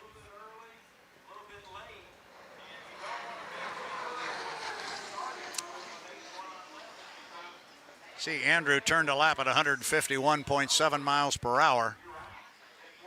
Dustin not running hard on the water, running at 123. Now, got the camera on Dustin down to the lower end of the course, not running terribly hard. Up at the top end, you've got Andrew Tate in the 91, and he is, I would assume, putting some timing marks together in preparation for racing later on in the day. And under this new start procedure, which we will spend a fair amount of time discussing, but the basic parameters of this new start procedure are that the boats will still be able to come out of the pit area at the 5-minute mark. A new rule which was instituted here 1 year ago was that a crew member had to have physical contact with the boat at the dock at the 5-minute mark. So you couldn't jump the clock, if you will, and have the boat come out on the water a tick or two early, hoping to get an advantage or some sort of a lane position advantage over your competitor. So the boat has to have physical contact with a crew member at the dock at the 5-minute mark. The boats will then come out on the water. They may not cut the race course when they come out. They have to go all the way down through the lower end of the course and come all the way around the race course. As you're looking at Dustin Eccles come off the lower end of the course, they have to go all the way around the race course one time. Now the big change here is the boats have to be behind the start-finish line at the 1 minute and 30-second mark. So at 90 seconds, the boats have to be behind the start-finish line. That is our score-up buoy. And the idea here is to try and make sure we bunch the boats up at the start and give you, the fans, a good-looking four-boat start in this particular example here on the Ohio River. But we wanted to bunch the boats up together. We felt this was the way to do it. Now, the other big piece to the puzzle here is the 80-mile-an-hour rule that we have dealt with, the pesky rule that has reared its head from time to time and cost us race winners and so forth and changing results. The 80-mile-an-hour rule is gone. It is off the table. And we have spent an inordinate amount of time discussing various starting procedures. No matter what you do, every action you take, there's a reaction. Sometimes that reaction to the rule, the change in the rule is what you want. Sometimes it's not. But we decided, we H1 Unlimited decided to eliminate the 80-mile-per-hour rule, and that we hoped would make things cleaner on the water. The other idea we wanted to do was to try and bunch the boats up and make good starts on the water, and by eliminating the 80-mile-an-hour rule, we hope to eliminate a whole bunch of the opportunities for boats to be disqualified before the start. We didn't like that. We didn't like the fact that all too often, before the heat even started, we had boats that have been DSQ'd, more than likely because of the 80-mile-an-hour rule. This came into play in our first race down in Guntersville, Alabama, when on at least two occasions, two of our boats went down in the water. They went all the way down to ground idle, and on one particular occasion, a boat went completely dead in the water and sat there for the better part of 45 seconds. That boat would have been disqualified under the previous rules. So the 80-mile-an-hour rule is gone. That was the intent. The boats have to be behind the start-finish line at the 90-second mark. They will then go down to the bottom end of the course, up toward the top end. At turn 2, the entrance pin at turn 2 remains as it has been in the past. That's the commitment buoy. Whatever lane you are in, when you pass that entrance pin to turn 2, that's the lane you must carry to the start-finish line.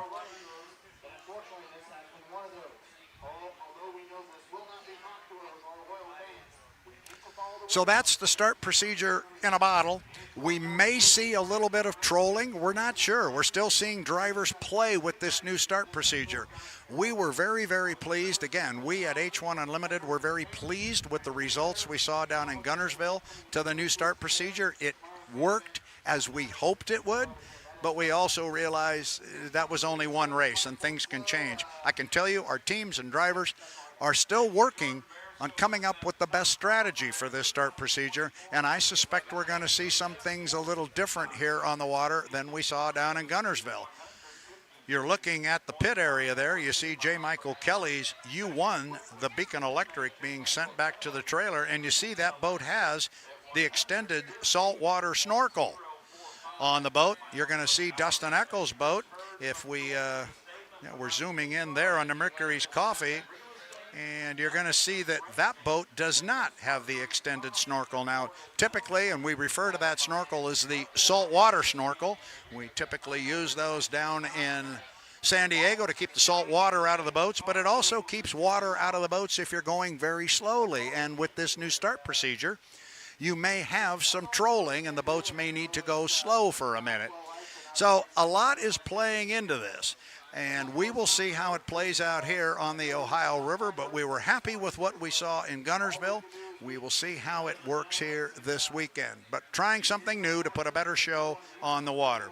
At the end of the day, our drivers coming to the start-finish line at an event in the past with the 80-mile-an-hour rule in play, if they were early, there really wasn't much they could do, and they had to make a decision. They either dropped the boat below 80 miles per hour, after which they would be disqualified, or they jumped the start where they were given a one-lap penalty.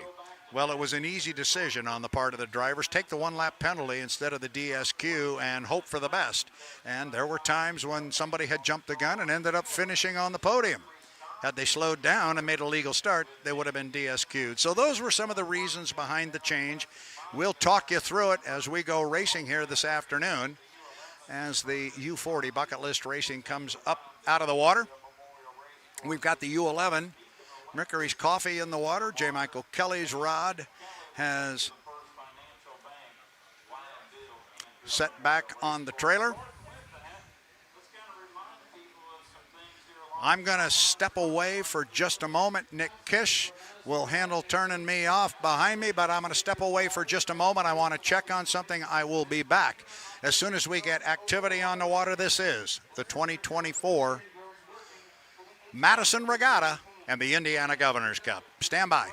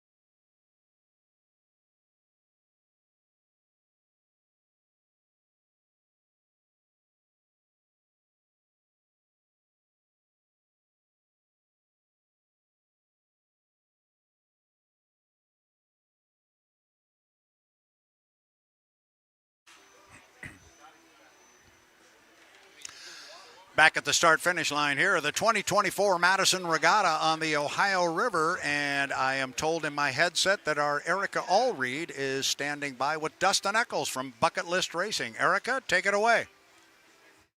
Dustin, we were just chatting as you came off the dock, and you said you didn't necessarily have a race set up in there. You're just simply going out there to get some timing marks. So how are you approaching this course here today?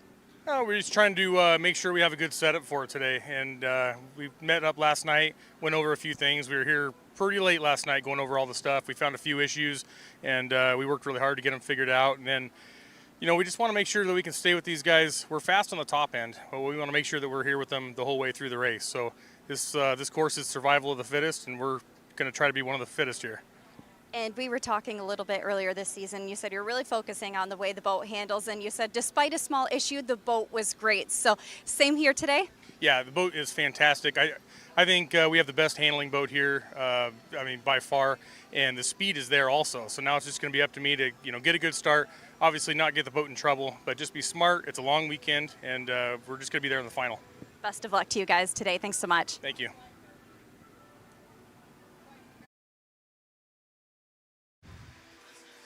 Thank you, Erica. Very nicely done getting those comments there from Dustin Eccles on the screen. Those of you watching, we have the U11 Mercury's Coffee away from the dock. Jamie Nielsen out on the water.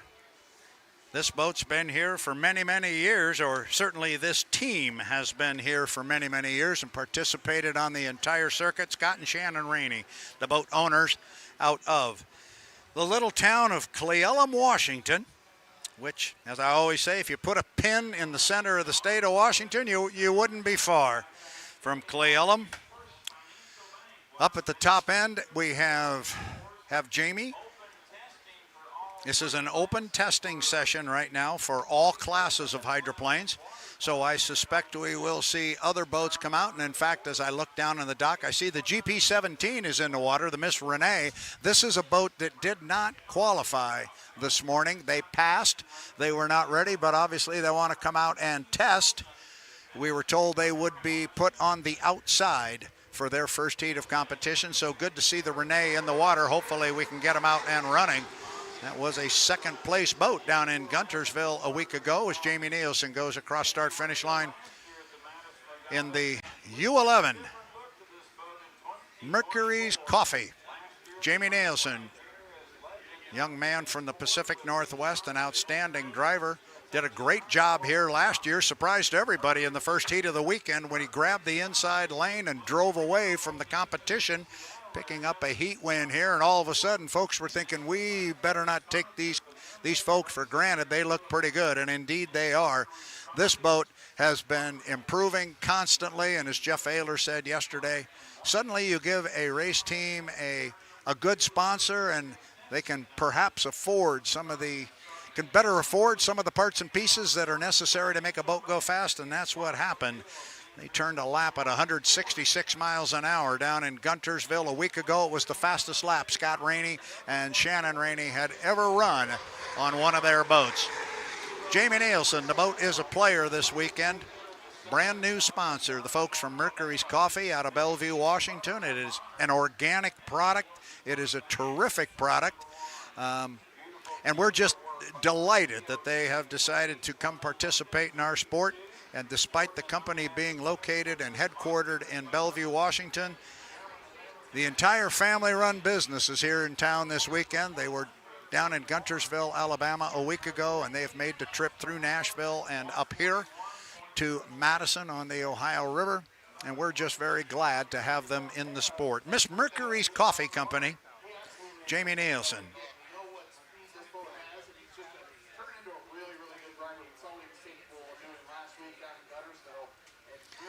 Like so many of our drivers, Jamie began racing J-Stock outboard hydroplanes at the age of 12 years. He is a 15-time outboard hydroplane national champion. Maybe some of you don't think Jamie Nielsen when you think of the great drivers on the H1 Unlimited circuit or some of the better drivers, and when you start talking about the Andrew Tates or maybe the J. Michael Kellys. First of all, let's get one thing straight. If you're driving one of these H1 Unlimited hydroplanes, you are one of the very, very best in the business. Look up and down pit road. There's only 5 of these rides here this weekend. If you drive one of these boats, you are one of the very, very best. 15-time outboard national champion. 2013 5-liter inboard national high points champion. 2018 Grand Prix North America hydro champion. Inducted into the APBA Hall of Champions in 2000 and 2002. That's Jamie Nielsen.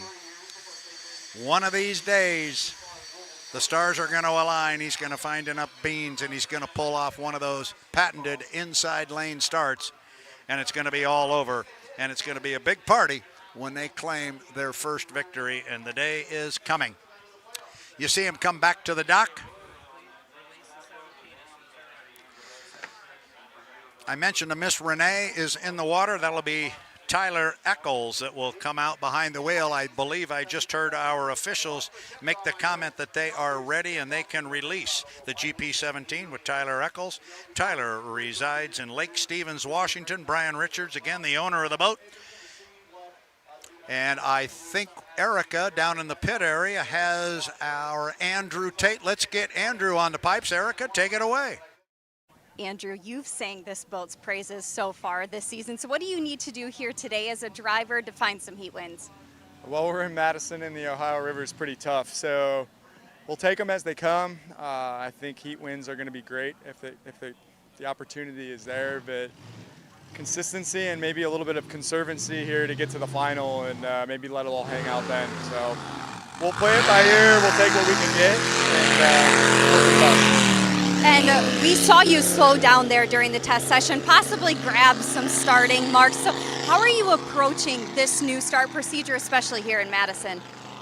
It's interesting because everywhere else we go, everyone wants the inside lane. So someone's going to have to be the one in there, and you need to know if the boat can stick in there. So that was part of it. And then I'm still learning the boat, some of the nuances. So I was actually on and off the throttle trying to get the thing to shut off on me again. So learning what I can and can't do so we don't have the same kind of problems we've had up to this point. But live and learn. Everyone's happy. We got a good boat, and we'll see what happens here. Thanks so much for the time. Best of luck to you and the team here today. Thank you.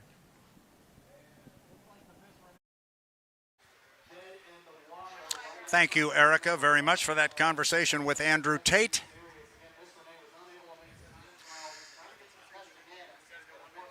Listening to Andrew there and his conversation with Erica, talking about the fact he's still learning with this boat. And you talk to these drivers and they will say that is a pretty continuous mantra. They're always learning. Bill Muncy, the legendary driver from the 50s, 60s, 70s, and even into the early 80s, used to always say, it was a ballet. It was a balance between him learning how to drive the boat and the boat learning how to react to him. And he never stopped learning, and it is a learning curve that never ends. Yeah, it's very steep right out of the box, and Andrew is learning very quickly, but he will never stop learning from that boat or any boat that he gets behind the wheel of. Understand the GP17 to Miss Renee, unfortunately, and Tyler Eccles has called for a towboat. So we're going to have a little break here in the action while we get Tyler's boat back to the dock. Looking at our schedule, we have open testing. Open testing is still on the clock. We are going until, I believe, 12:15. We will have that open testing. And then we're going to get ready to go racing, and we're going to run first our Pro Light Heat 1. Then we're going to go to Grand Prix Heat 1A, Grand Prix Heat 1B, and then we'll pull out the H1 Unlimited and go racing H1 Unlimited style. But right now we've got a boat down the water. We will put a tow rope to the GP17 and Tyler Eccles on the Miss Renee. As soon as he clears the course, we've got a couple of our Pro Light hydroplanes headed toward the water. But as we get through and work through that, we understand that Erica Allreed, she's busy down in the pit area. It was just mentioned in my ear that Erica is standing by with Jamie Nielsen from the Miss Mercury's Coffee Company. Erica, take it away. Jamie, you described this course to me as challenging as they come. So how do you not only negotiate this course, but all of the variables that come with racing this river as a driver? I don't know. I think I'm still trying to figure it out. So, every time you think you got it figured out, the river can jump up and bite you at any minute. So we just keep going out there, putting our best foot forward, running this Miss Mercury's coffee as hard as we can. And, with a little bit of luck, everything will hold together and we can put this thing out front. And you just came out from the test session, so how are you in the boat feeling today? Great. So feeling much better than yesterday. Had a few handling challenges yesterday, but this crew worked really hard and got the Miss Mercury's coffee handling great. So I'm happy and excited for heat racing to start. Glad to hear that those were resolved and look forward to seeing you back out there here today. Yeah, thank you. Thank you, Erica. Nicely done. And you're doing yeoman's work down there in the pit area, running around talking to our drivers, and I know we all greatly appreciate it. Erica Allreed doing a great job in the pit area. Well, we get a tow rope on the GP17 to Miss Renee. We'll step away for just a moment. We've got the U1 Beacon Electric headed into the water. We'll be back with more activity in just a moment.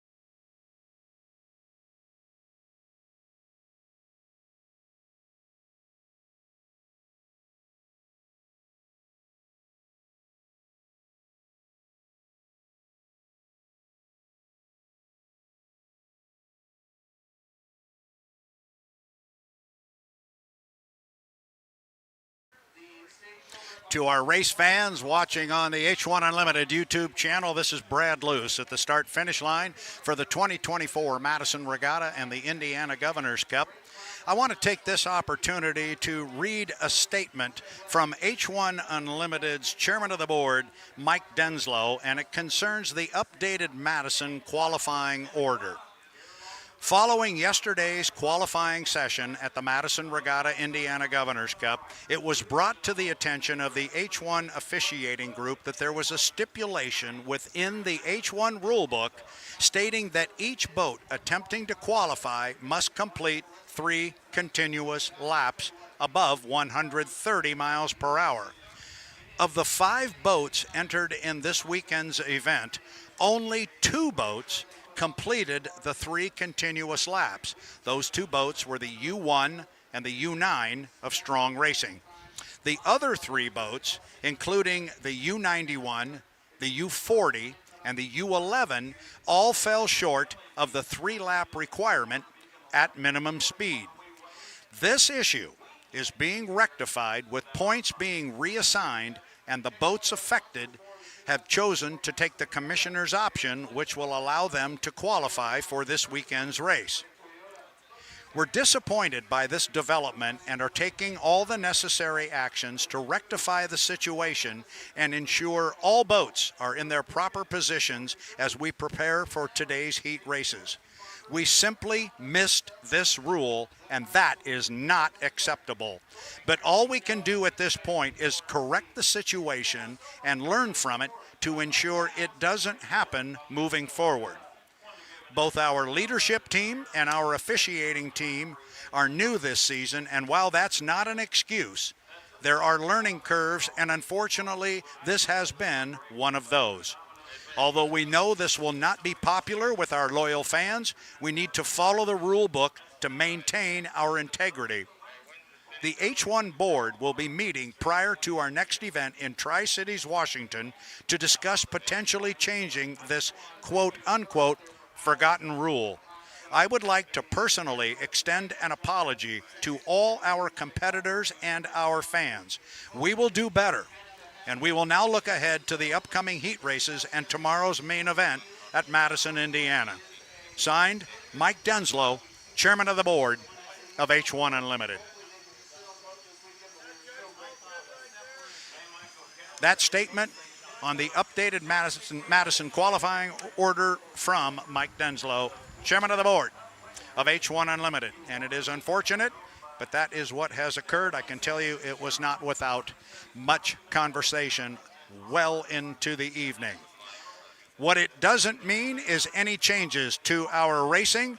Our boats are all going to run for the 2024 Indiana Governor's Cup. One of those boats is on the race course right now. It is the U1, the Beacon Electric, and J. Michael Kelly running with that saltwater snorkel as he comes off the bottom end of the race course.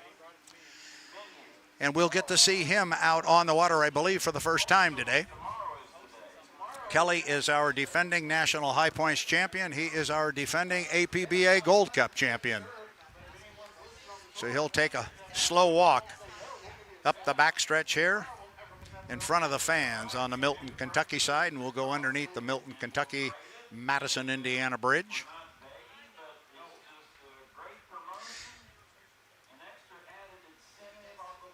Interesting note this morning, you hear to us refer to this bridge as the Milton-Madison Bridge, and some folks will refer to it as the Madison Bridge or the Madison-Milton Bridge. It was explained to me this morning that it is correctly referred to as the Milton-Madison Bridge. And typically when you cross a river, as J. Michael Kelly's got speed and a lot of air underneath that left side sponson, that left sponson is not touching the water. J. Michael Kelly hanging that boat up there. Was explained to me that that bridge is indeed owned and controlled by Milton, Kentucky on the other side of the river, and you do not cross into the state of Indiana until such time as you are all the way across that bridge. Interesting point. Usually you see the entering the new state as you get to the center point of the bridge, but not here. You don't enter into Indiana until such time as you get all the way across the bridge from Milton, Kentucky. J. Michael Kelly up the backstretch, had a lot of air under the boat and a nice solid boat ride as he came down the front straight, top end. Big wall of water off that left side skin fin. Mike with a tight corner up there. Typically on this tight race course, you see guys bringing it in or letting the boat slide out and keeping the RPM up. But this time, J. Michael Kelly had a pretty tight line through there looking at that left sponson, and he's just tapping it on the water as he comes down. Great boat ride for our defending National High Points champion. He is our defending Indiana Governor's Cup champion, he being a winner here 1 year ago. Turned a lap there at 147 miles an hour. And you might look at that and you might say, wow, that's not very fast. He qualified faster than that. Yes, he did. But you have to remember and you have to realize this is a race setup versus a qualification setup yesterday. And we commented on the fact that he was very tight on the buoy row when he came off the top end of the course. Maybe they wanted to test a setup and see if the boat would be able to run strong and on an inside lane. Mike, as we all know, is very adept at getting that inside lane, and if he were to get in there, could he handle that tight line around this very, very tight, long race course. JMK at the top of the bridge. I suspect what we're going to see now is a timing run to the line. Kelly again sitting on an inside lane there. Most of the boats have been going out wider than that as they come off the top end of the course. Kelly here still not going very fast. See if he doesn't put his foot in it at the bridge. Typically about a 12-second run off the bridge down to start finish line. J. Michael Kelly, U1, Beacon Electric.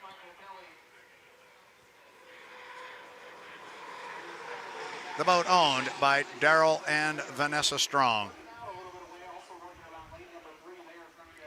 Turned his first lap at 147. This one's going to be slower, I do believe, by a substantial margin. Yeah, 104, because he went very slowly up the backstretch. This is all about timing. It's all about timing. We talked about speed yesterday. Today it's timing. The idea, whether we change the rules in the start procedure, one thing remains the same. The idea is to put your boat at the start-finish line just after the clock strikes 0.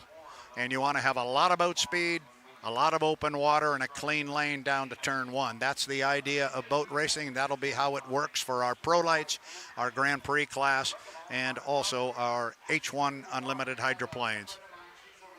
Got some of our Pro Light boats in the foreground going into the water. I suspect we'll have a few of them out here testing shortly. J. Michael Kelly slowly up the backstretch. Expect we will see another timing run. See if he doesn't change his lane or maybe time it from a different point on the course. It looked like he got on it when he got to the bridge. Now you see him going very, very slowly up there and still sitting on that inside lane. Now, if the 80-mile-an-hour rule is in play, he is not going 80 miles an hour, and he'd be DSQ'd for that. But that's not the case. Not now. The 80-mile-an-hour rule is out. He might want to see from right there, coming from that speed, see if he doesn't put his foot on it. And here he goes, right at the bridge. JMK put his foot in it, and from whatever speed he was running at that time, he's now going to see what kind of speed he can bring to the line and what the timing was to get there.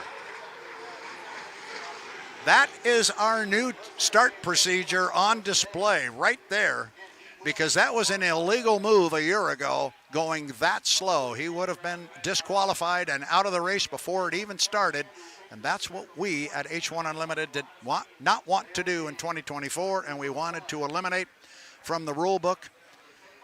So the 80-mile-per-hour rule is gone.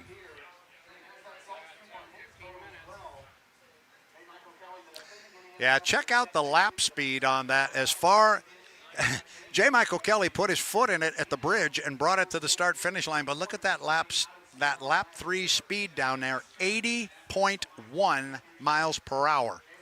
So clearly 90% of that lap was turned below 80 miles an hour, and Mike would have been disqualified a year ago if he'd run that speed, but now the 80-mile-an-hour rule is gone. So that was a legal maneuver, what he pulled up there, and he's just trying to figure this start procedure out like everybody else is. Now you see Mike go to an outside lane and bring more speed to the front straightaway and underneath the Milton-Madison Bridge. All kinds of activity here on the water as our drivers are trying to figure out this new start procedure, and believe me, every one of Mike's competitors is watching what he's doing because they're still trying to figure this thing out, and that's kind of fun. And I think we're going to be seeing different strategies, different approaches to this as we go through this entire season for 2024. It worked well in Guntersville. Hopefully it will do the same here. Mike's going to come slow off the bottom end of the course.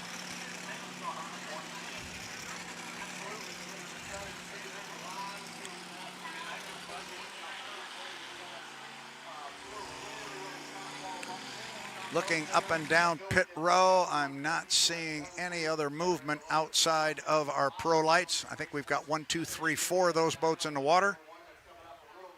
Jens will send you some.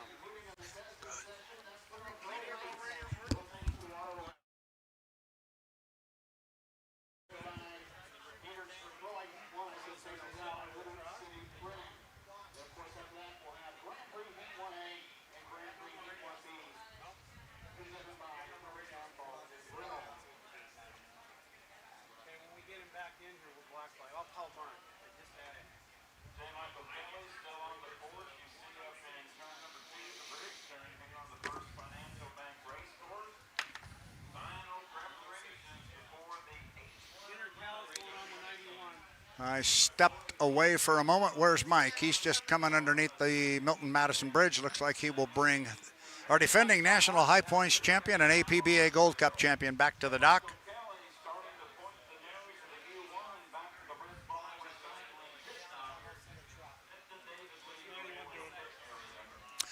Now Mike's changed his angle here. This is interesting. Not quite sure what Mike's doing. Is he going to bring it in?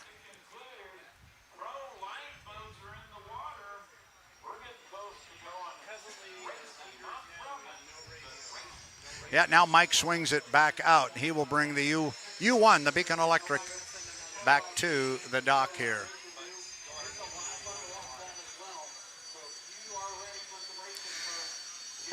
Our first heat of racing here on the Ohio River is coming up very shortly now. It's scheduled to go at 12:15. It is Pro Light heat number 1.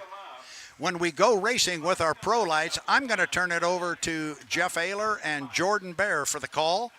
They are on the public address system here at the venue and just down to our right. We will turn it over to those guys. Jeff Ayler, longtime voice of Grand Prix America hydroplanes.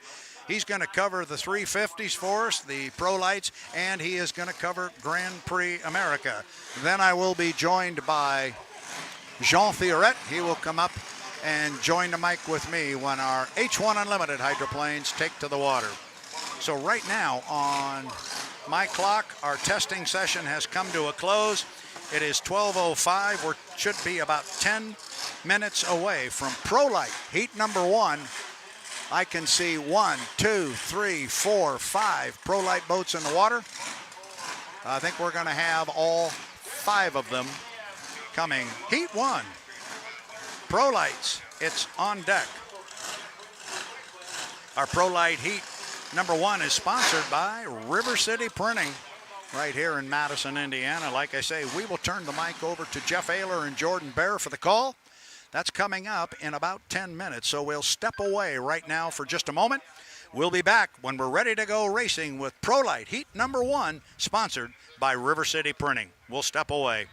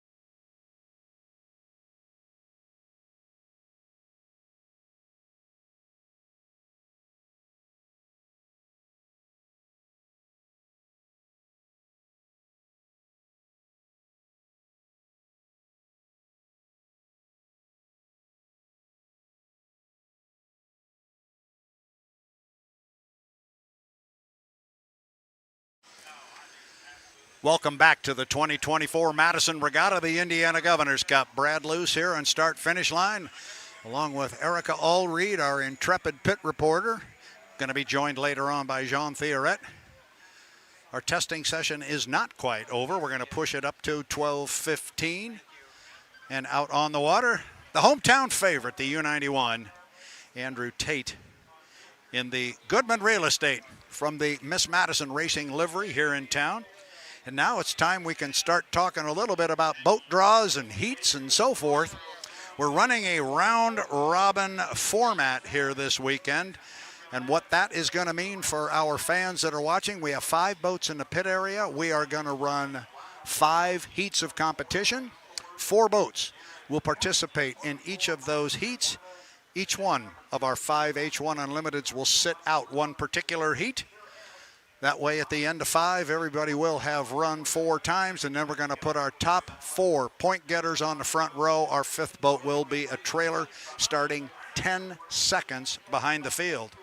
So based on the ping pong balls, if you will, that were drawn out this morning, our first heat, Heat 1 for H1 Unlimited, looks like this.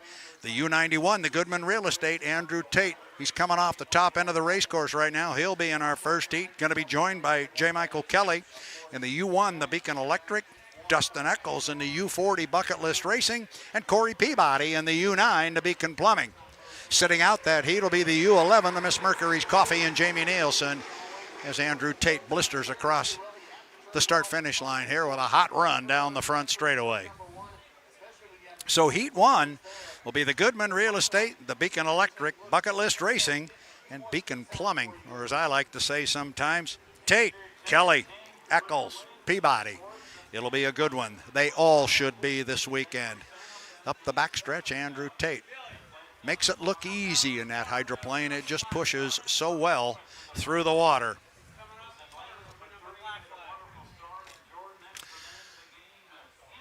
I got a hunch if I overheard things properly, they are going to bring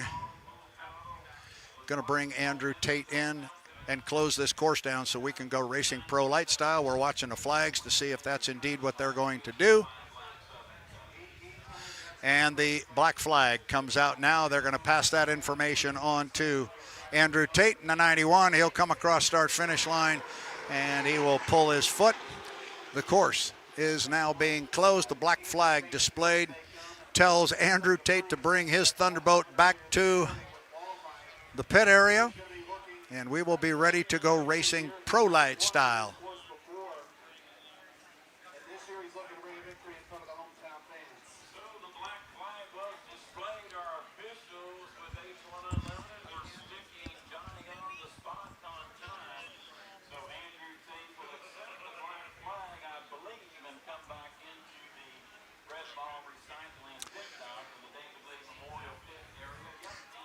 It was just pointed out to me that we do have a rogue buoy, if you will, floating by, and this is actually very indicative of what is happening here on the water and the water and wind conditions. Our river flows from left to right, but if Gio can hear me, and maybe he can pull his camera right in front of him there, that buoy that is out in front of Gio as he slides down. Yeah, that one right there, that one right in the center. If you look closely at that buoy, it's floating upstream.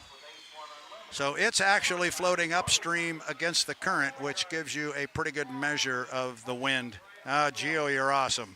Your H1 film crew, Crackerjack crew, listening to what we're saying and showing what's going on. But either way, they will get that buoy replaced and we will go racing. As I've said before, our pro lights are in the water. They're ready to go. Andrew Tate is back to the dock. So it's all been fun and games up until now, and now it's time to get real serious about it, and it's time to go boat racing. And we are going to begin with our Pro Light Series. For the call of our Pro Lights, we'll turn it over to the voice of the Madison Regatta. That, of course, is Jeff Ayler. He's joined by Jordan Bear. These two guys are the best in the business when it comes to understanding these boats and this level of racing.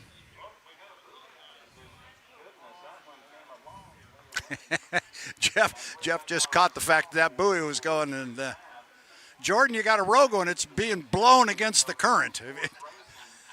So,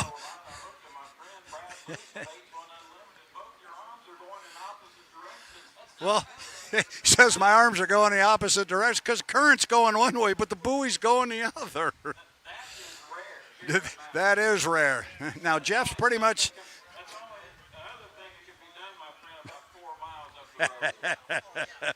Jeff's seen a lot here on the Ohio River, but maybe that was a new one. But it is indicative of the breeze that's blowing here, that buoy came from downriver. We'll just leave it at that. But they'll get it in place. It has been captured, if you will, as Gio's got his camera sitting down there, nicely done on the pro lights.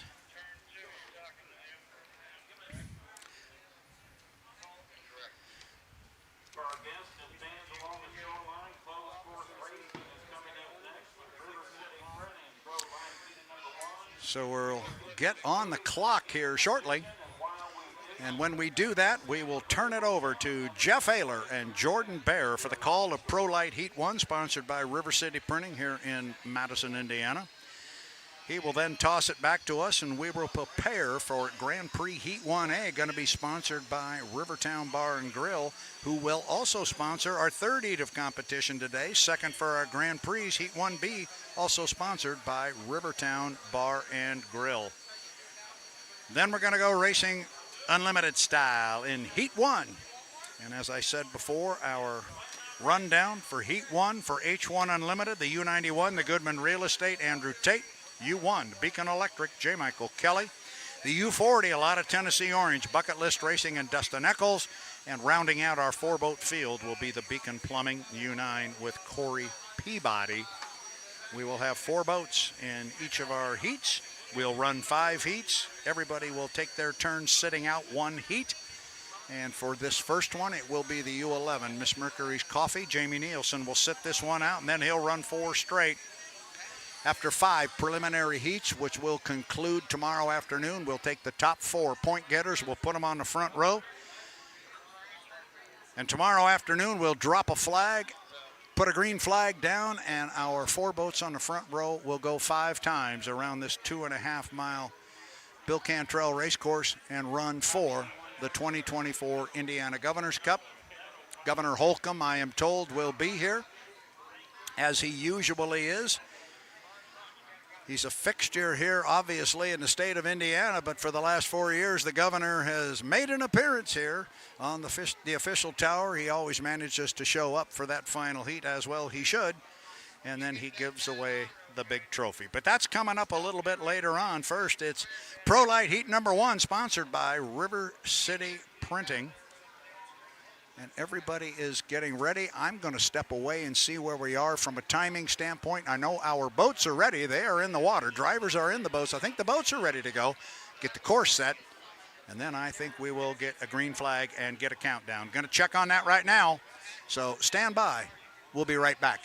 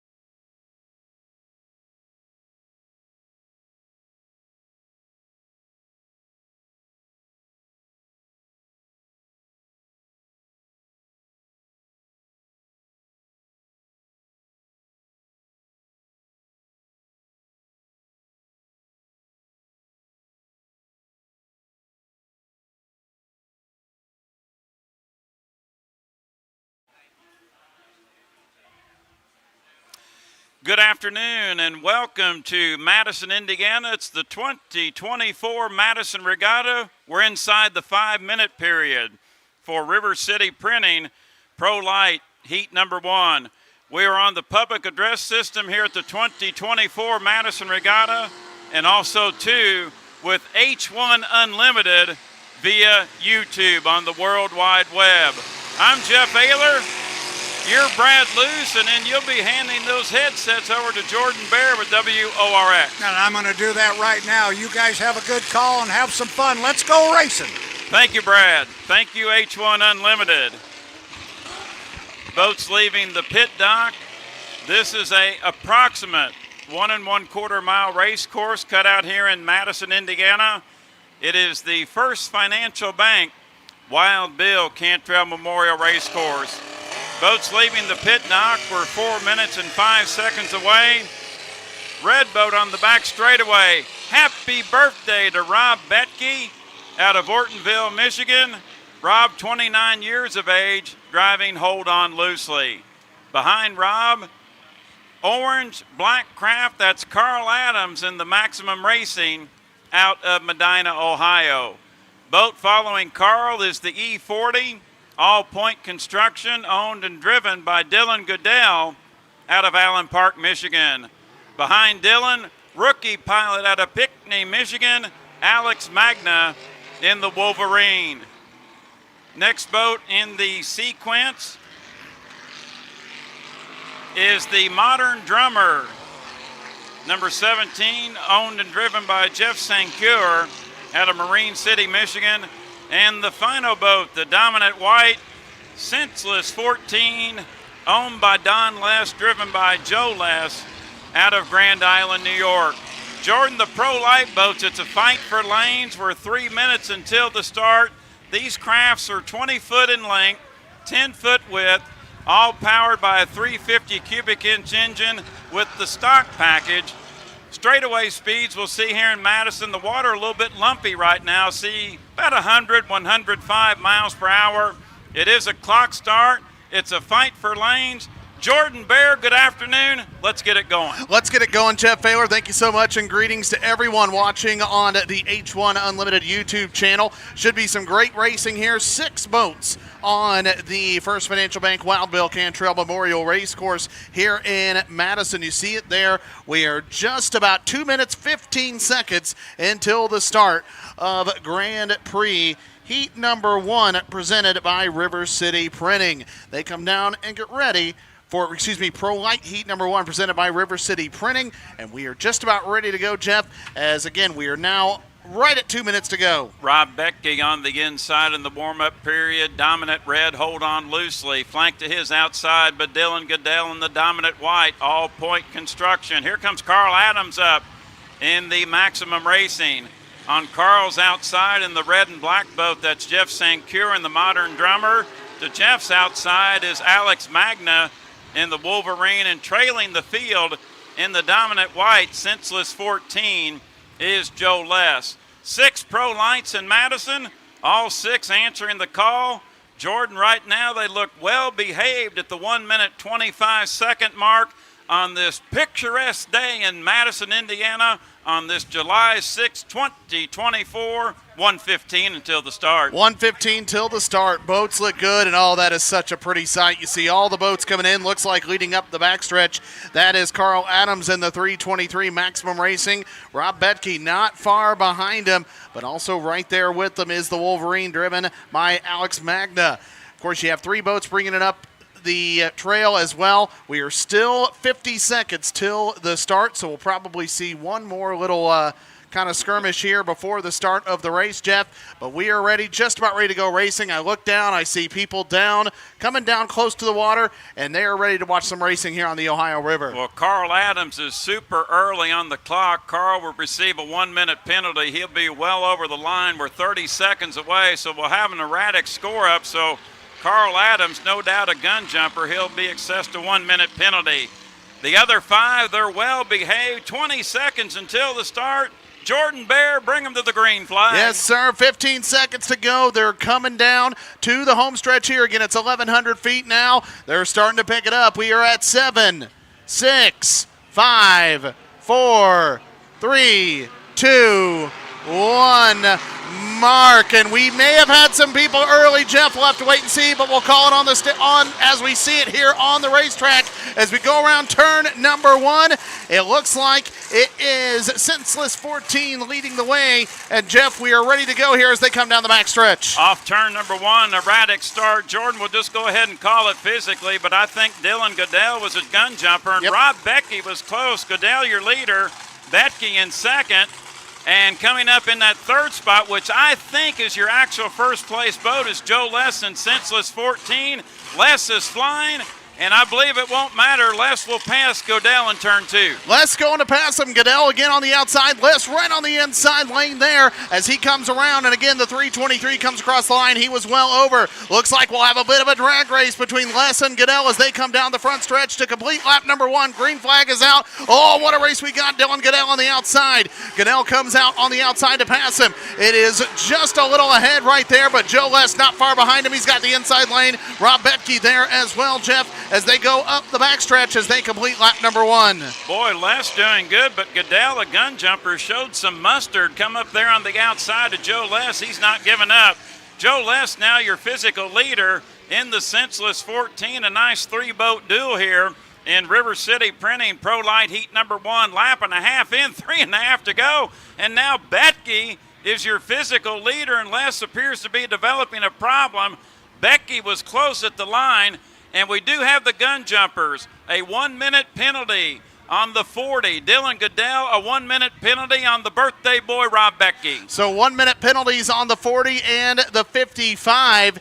And this is the boat right here. Of course, 323, he really had to get a late start, so he's toward the back. But again, Rob Betke issued a 1-minute penalty for jumping the gun, as did Dylan Goodell. So right now, it still appears Senseless 14. Joe Les is your first place driver, but Jeff not far behind him. And there on the inside lane appears to be another boat right there.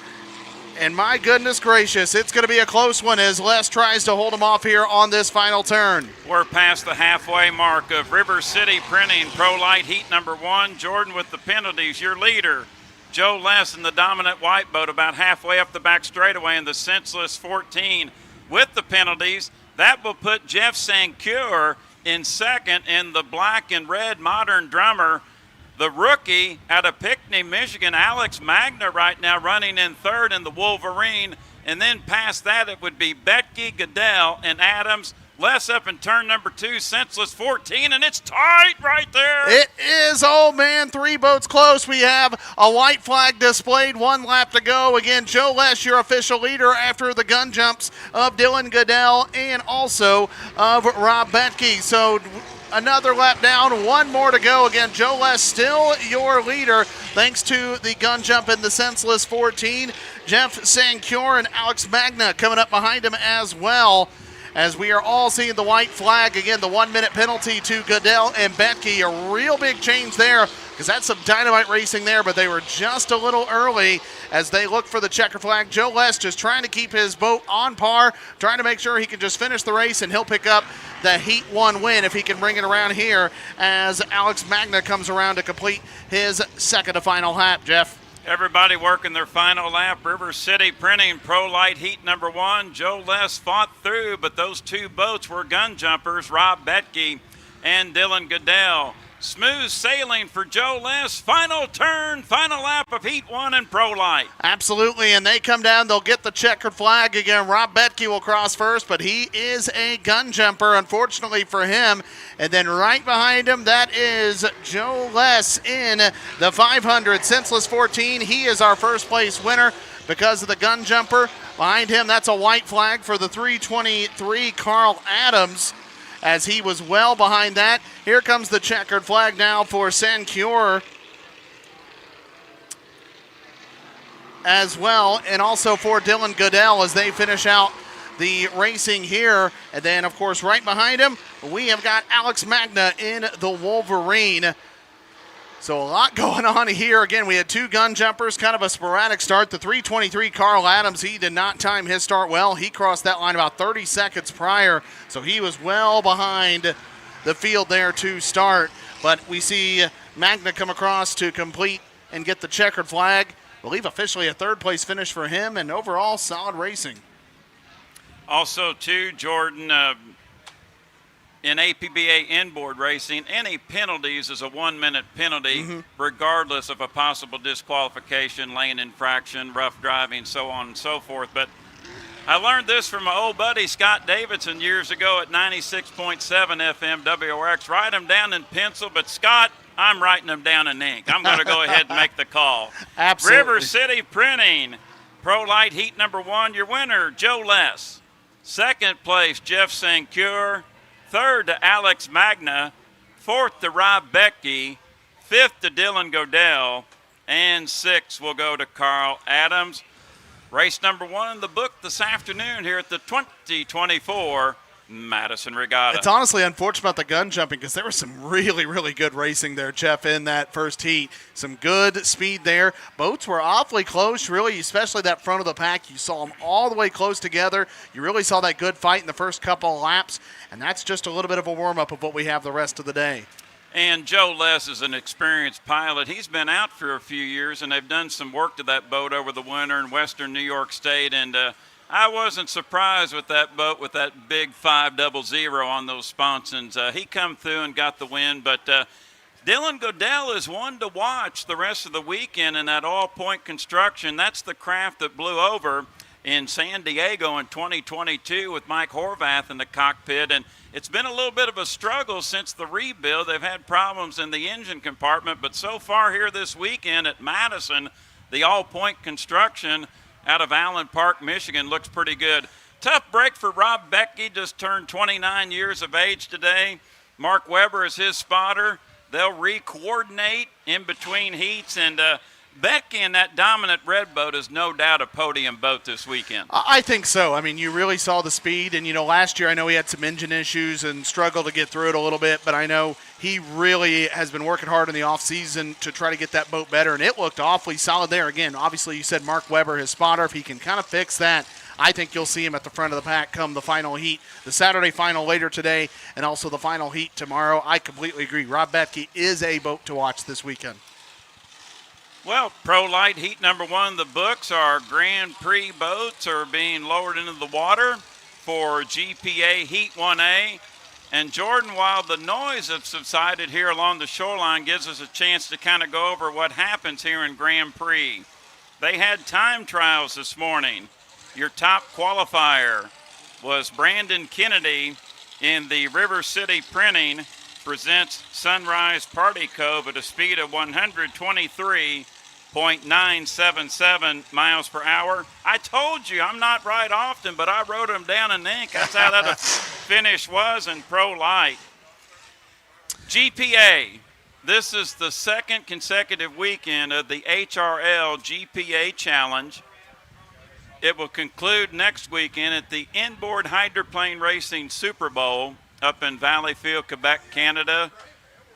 Our 2 winners from last weekend are here. The winner in Gunnersville was Brandon Kennedy, our top qualifier in the River City Printing presents Sunrise Party Cove.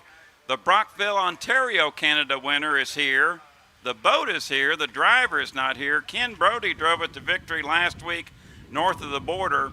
Bobby King gets the controls this weekend in GP50. Freedom presents Diego's Mexican Grill. Time trials were conducted. Grand Prix runs on assigned lanes and a clock start format. The second heat will be an inversion.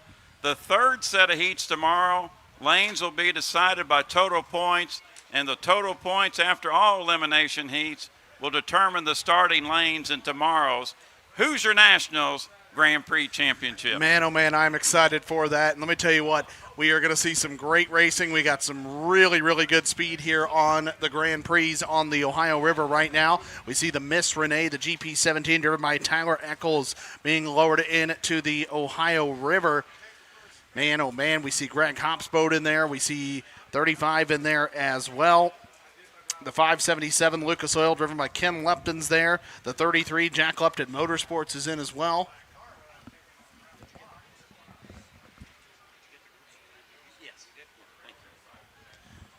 So we are just about ready to go racing. Obviously, good job by the Pro Lights to get back in to. Well, I got some breaking news. Okay, what's the breaking news, Jeff?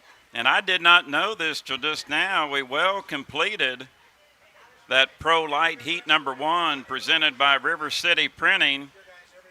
The driver of the E323 owned by Carl Adams, Carl was not in the cockpit. Really? Madison Regatta president Jake McCormick was in the cockpit. Oh, my goodness gracious. Continuing his inboard driving school session. Come over here. Put this headset on. Yes. How did you get out of that fire suit so quick? Well, Jake, congratulations. And I thought Carl was in the boat, so when we go back and review the video for history purposes, you actually weren't the driver. No, I wasn't. I did ask him if I could take it out, though. I kind of want to buy it. You look good in that. That boat was up and going. And are you going to drive it in the second heat today? That'd be a Carl question. I would like to, but honestly, I've got a boat race to help run, so I don't know that I'll have the time for that. But it is a pipe dream of mine at this point. Actually, of course, everyone knows your grandfather won the Gold Cup here in 1971. Had to be a dream come true to drive any type of hydroplane in an actual race here on this body of water. Well, I mean, I haven't been in a race yet. I've only been to the school out in Springfield, Ohio. But for anyone who's interested and says, man, I really just want to get in a hydroplane, if you get on APBA's website, you can register. You can go out with Tony Black and that whole crew. They will put you in a hydroplane, a 5-liter, for 10 laps, and it will be the time of your life. And that happens in Springfield, Ohio. And, Jake, you get the whole gamut of APBA inboard driving school, the safety cell test, the instruction, hands-on, not only putting the boat in and out of the water, and then you end it actually driving a hydroplane. Oh, yeah, it's a blast. Those 10 laps, it's amazing. They've got some good, safe boats with some competitive pedigrees. They were all winners back in the day, and they're pretty forgiving. Like, I didn't let off the pedal the whole time, and I'm still here to tell about it, but, it was a good time. I wanted to go faster. I want to tell you something. I did not know you were in the boat. You had it up and going. Boy, if you'd been there at 0, old Joe Les. Now, Jeff, that was not me on the course. Oh, no, that was Carl. That was Carl. Oh, now I just completely blew it.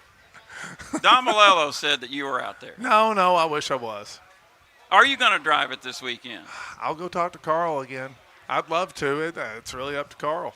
Come on, but Carl. I'm checked out. I'm certified. I passed inspection. I made health physicals. I can go race anything anybody will let me. My apologies. I am so sorry for our fans and our worldwide listeners. Are like, no wonder Ayler does not do races anymore. Well, you're our favorite voice of hydroplane racing. Well, thank you. And, hey, tonight, we still got a big day ahead here for the Regatta. Let's talk about the Rooster Tail Music Festival. Oh, man, if you were here last night, that is the biggest crowd we have ever had here in Madison, and we hope to double it tonight. We are way ahead of where we projected we would be. This team has really pulled themselves up by their bootstraps, so to say, and we have met and exceeded every goal so far this weekend that we set for ourselves. And we're only looking at setting the goalpost higher for next year. Kyle's got his work cut out for him. The Madison Regatta, it is a festival, a week-long, actually, plus event now. And everyone has their favorite event during Regatta Week. I love the boats. People last night loved the parade. But tonight at 10 o'clock, the fireworks spectacular. There are numbers of people that love the fireworks. And that's something the city does in collaboration with us, and it's completely free to the public. Once the gates go down for racing, anyone can come watch, and it is a spectacular show. There is nothing like the Madison Fireworks Show from the river.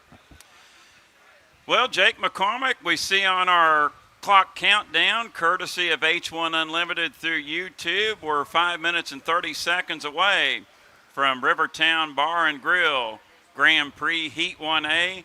Thank you for the interview. Sorry for the confusion. Please let me know if you drive a boat this weekend. Well, I mean, you'll know. I'll probably be the one putting along or upside down because I don't know what I'm doing just yet. But I'm sure someone will let you know, Jeff. Thank you. Thank you, Jake. And Don did take the blame. Bless your heart. Oh, man, that was interesting.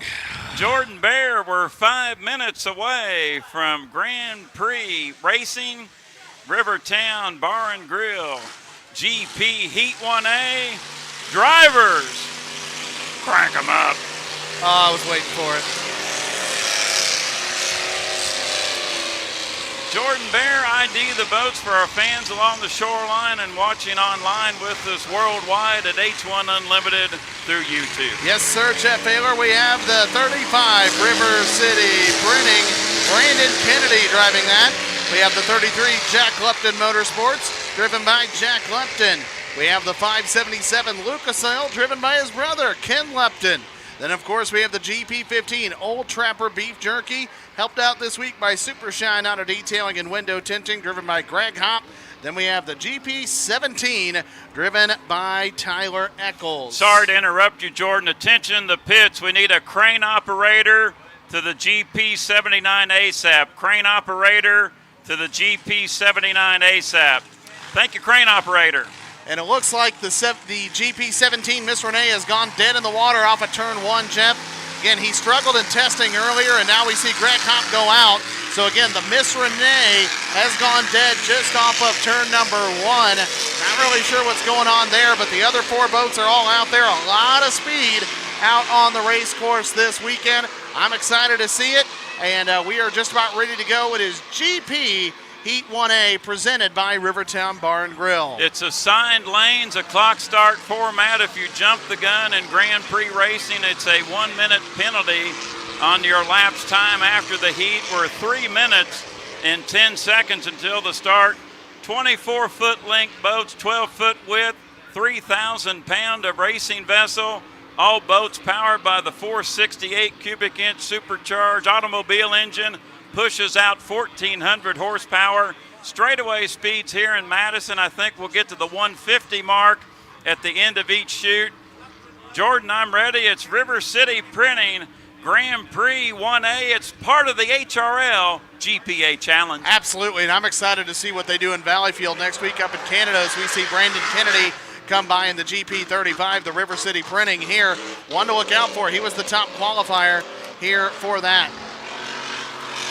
And Miss Renee is our spotter. I believe he's with the current. I believe that will take that boat into a safe position. So we will keep our eye on Tyler Eccles in the Miss Renee. He is dead in the water just outside the apex of turn number 1 here on the approximate 1 1/4 mile First Financial Bank Wild Bill Cantrell Memorial Racecourse. 2 minutes. 2 minutes away. So 2 minutes to go here for Grand Prix Heat 1A presented by Rivertown Bar and Grill. 4 boats out there. Again, we got Brandon Kennedy. We have the brothers Jack and Ken Lupton and Greg Hopp out there as well. Brandon Kennedy, the top qualifier earlier today for Grand Prix Unlimited. And he is looking to start off the weekend in a big way with the Hoosier Nationals coming up. We're at 1:30, Jeff Baylor, 1:30. Now this is where the tension begins. This is where that final adjustment. You want to be on your timing marks. Brandon Kennedy. Lane number 1, the Gunnersville winner last weekend. River City Printing presents Sunrise Party Co. Jack Lupton, lane number 2, Lupton Motorsports. Ken Lupton, lane number 3, Lucas Oil. On the outside, Greg Hopp and Old Trapper Beef Jerky Super Shine. 1 minute away for Grand Prix Heat 1A presented by Rivertown Bar and Grill. Tyler Eccles is in a safe position well away from the racing lane in the Miss Renee. Jordan Bear, 45 seconds. Take him up the back chute. We're about to rock and roll the Ohio River Valley. Yes, we are. Oh, what a great sight there. All 4 boats coming down the backstretch. Brandon Kennedy in lane number 1. Looks like we've got Jack Lupton in lane 2, Ken Lupton in lane number 3, Greg Hopp in lane number 4. Man, oh man, what a beautiful sight there. They get ready to hit the entrance bend to turn number 2. Again, you don't want to jump early. It's a 1-minute penalty if you do so, Jeff. We're at 15 seconds, my friend. Bring him to the green flag. Thank you, Jordan Bear. I like it. 12 seconds away. Kennedy in 1.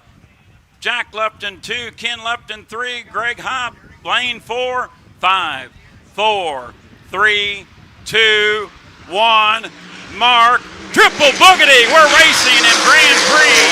Heat 1A presented by River City Printing. All four in turn number 1. We look to the inside.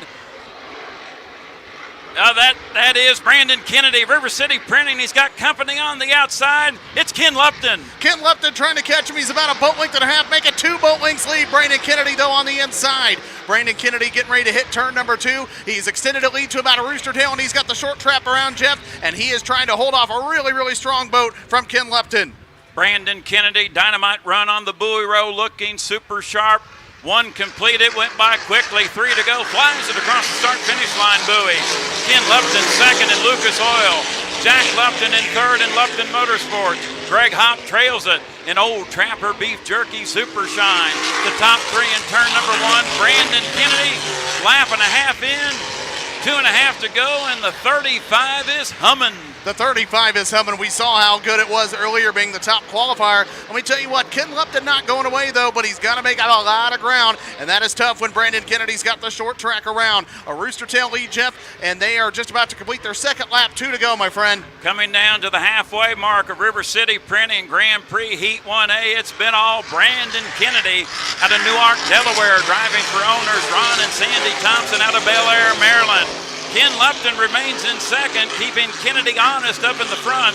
In Lucas Oil, Jack Lupton is settled in third. In Lupton Motorsports, Greg Hopp remains in fourth. 2.5 in, a lap and a half to go. It's red, white, and blue out in front. It is red, white, and blue out in front on 4th of July weekend. You wouldn't have it any other way, and Brandon Kennedy now extending it to about a 2 rooster tail lead. He's coming around, and again, he's got lane 1, the inside track. He has driven a dynamite race right on that buoy row, and he is looking, Jeff, for the white flag to bring it home. White flag is displayed. Brandon Kennedy accepts it. 1 more to go in GP Heat 1A, sponsored by River City Printing.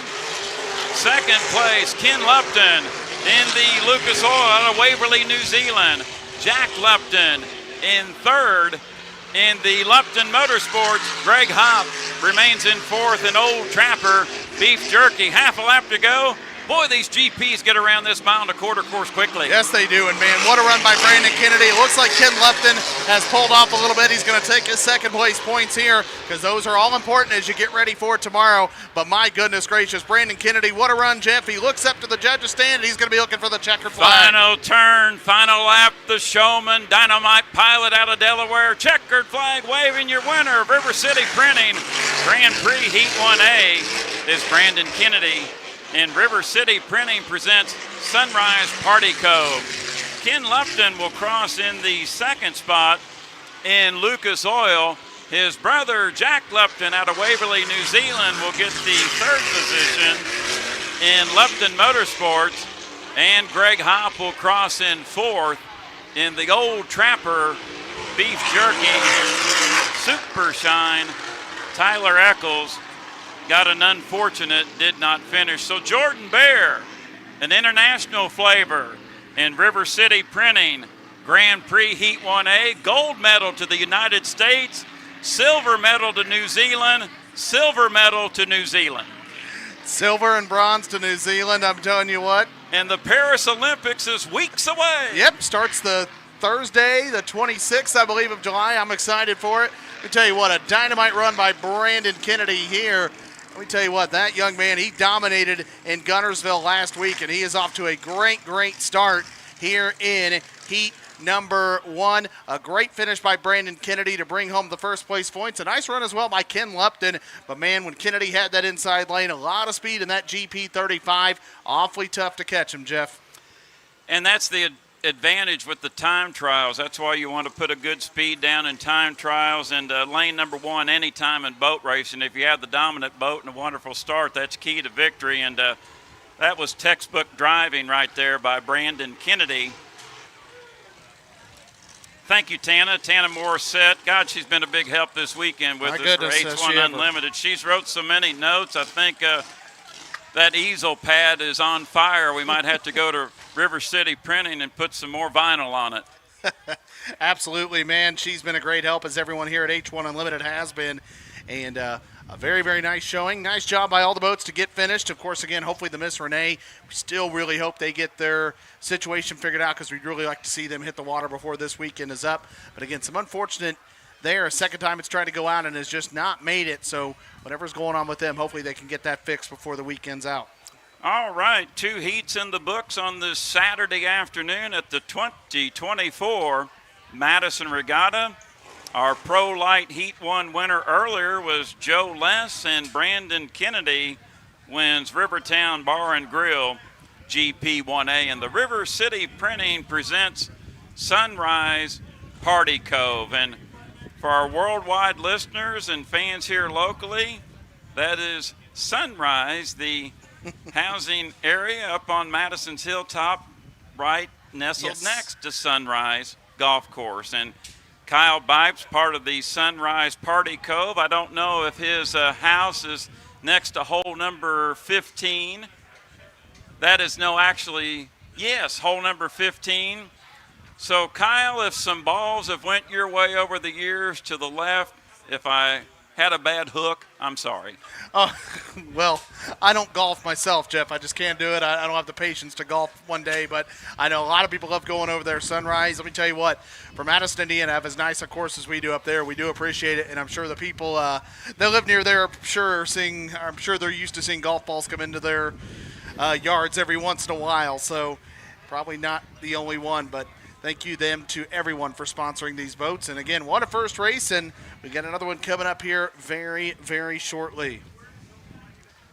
I just wanted to thank a lot of friends texting in. Thank you for all the thank yous, and they say you do a good job. Thank you very much. I appreciate it to everyone listening. And again, we're having fun doing this, and best part is we get to come back and do it again tomorrow. But the weather's great today. Water's starting to look really, really good. The water's looked good all weekend long. And again, we've got a couple races in. We got more racing to go here. We'll get Grand Prix Heat 1B. And then, of course, we'll have H1 Unlimited Heat 1 before we take our lunch break. And our positives, Jordan, with that, unfortunately, Tyler Eccles got the did not start in the Miss Renee, but all four boats started. All 4 boats finished. Everyone came back to the Red Ball Recycling Pit Dock. They're being put back on their trailers in the David Lee Memorial Pit area. We'd like to thank our judges stand sponsor, German American Bank. Our race course sponsor is First Financial Bank. And Jordan, with that, we can't be here having fun without our sponsors here at the 2024 Madison Regatta. Absolutely, Jeff. We want to say thank you to our sponsors, Aaron's Rent to Own of Madison, Building Analysis Services, Craig Toyota, Clifty Engineering, ETC, First Financial Bank, German American Bank, Morgan Foods, Nucor of Madison, Rivertown Bar and Grill, Ruoff Mortgage, Shipley's Tavern, Domino's Pizza of Madison. They're the safety and rescue sponsors, Licklider Solutions General Contracting, Thornton Terrace, and Walnut Ridge Family RV. Thank you all so much for your continuous support of the 2024 Madison Regatta. And it looks like, Jeff, looking over to our right, it looks like the Miss Renee, I don't know if they're towing it back to the docks or if they're just going to have it sit in the middle of the course and let them run the Heat 1B. But we are just about ready to go racing for Heat 1B.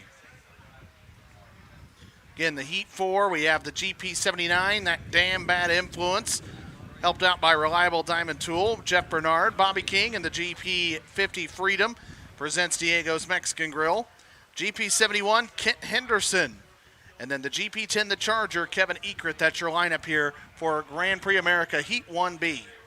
And speaking of that Freedom boat, Jordan Bear, that is Brad Luce's favorite Grand Prix hydroplane. And that boat wouldn't be here without the financial backing of Don Less and his company up in the Grand Island, New York area. Don Less has just been a familiar name in APBA inboard hydroplane racing with the GP50 company. And Don Less, I hope you're watching and listening. I've not seen you for a number of years, but you're a fine man.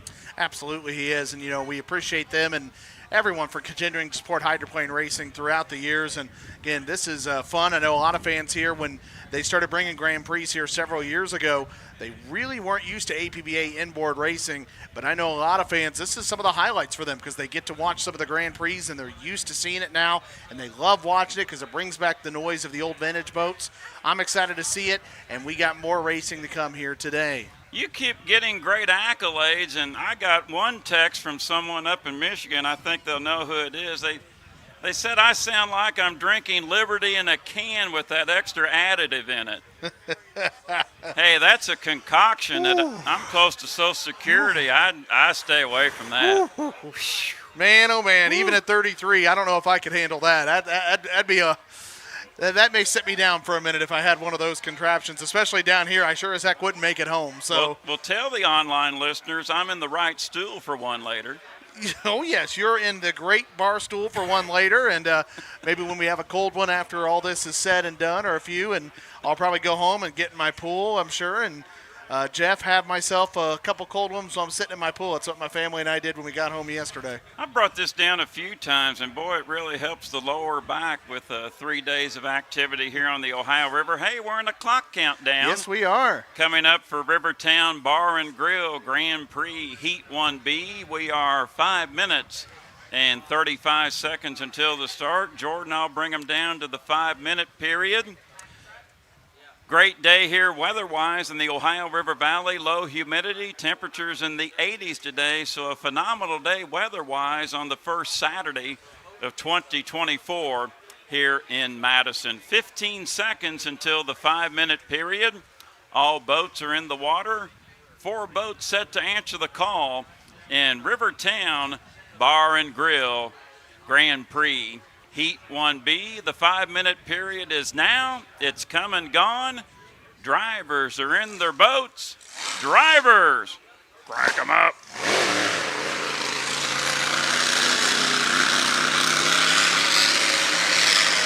All right, Jordan Bear, 4:45 away, and here we go. Yes, ID our participant. Yes, sir. We have the GP79, that damn bad influence, reliable diamond tool. Jeff Bernard, the GP79. Then we have the GP50, the Freedom, presents Diego's Mexican Grill. Bobby King, the pilot of that boat. We have the GP71, Miss Liberty. Liberty in a can. Kent Henderson is the driver of that boat. Then we have the GP10, the Charger.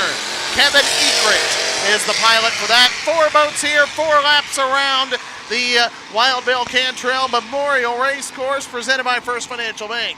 I like this lineup. I do too. You have the 3-time defending National High Point champion in Grand Prix America, Jeff Bernard in lane 1 in Mike Grindell's craft. But on his outside, the Don Less owned Freedom presents Diego's Mexican Grill with Bobby King. This is anybody's race. Those 2 drivers, that clock in the top right-hand corner of our screen, they want that boat just a half a coat of paint to the left of that start-finish line buoy. That could determine the winner of this heat.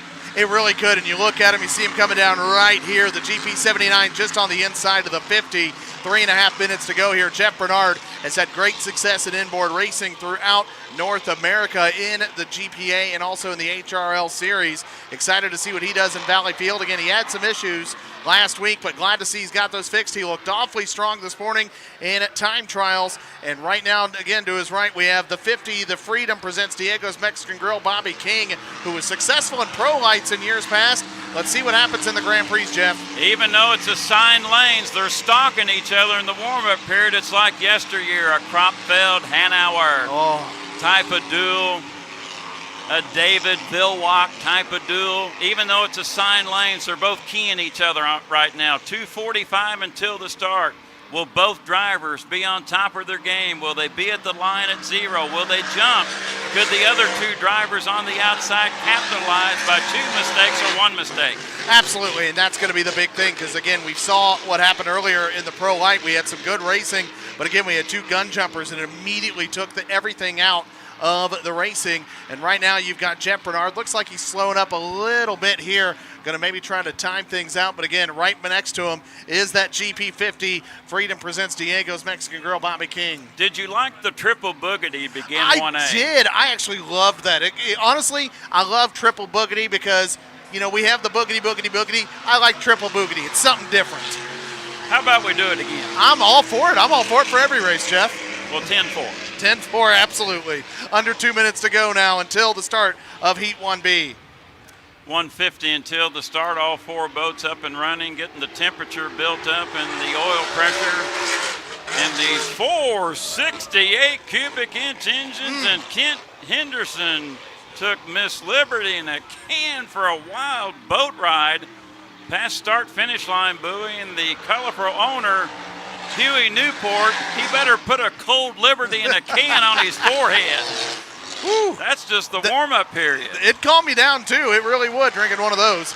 We're at 1:15 to go here as we see Jeff Bernard come across. We look up. Bobby King is slowing way, way down, Jeff, here to the right. He's almost lost power, and it looks like he has. Oh, I hope he refires. It looks like he's going to try to. He was really, really early. Oh, I see the cockpit popped up. Oh, no, and also, too, Jordan, could that cause an unsafe position? We want to watch our referees over here. And I think we're going to get possibly a black flag. We're going to call it.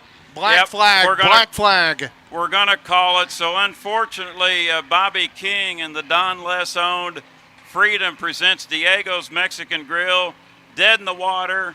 Jordan, I've been to many races, fortunate to call a lot. That was the right call immediately. Even though the current was working with us, you don't want 3 Grand Prix boats barreling down there with a boat dead in the water in the racing lane. Oh, no. I mean, that's just asking for a really tragic accident to happen. So the good call, and immediately, hopefully, Bobby King's boat is okay, because we were really, really looking forward to see what the GP50 was going to do there. But black flag on the course. Boats are going to come back to the pit area because they have got to get the GP50 back into the pits and get it, or at least get it out of the raceway. Of course, we see the Miss Renee out there in the middle of the course here.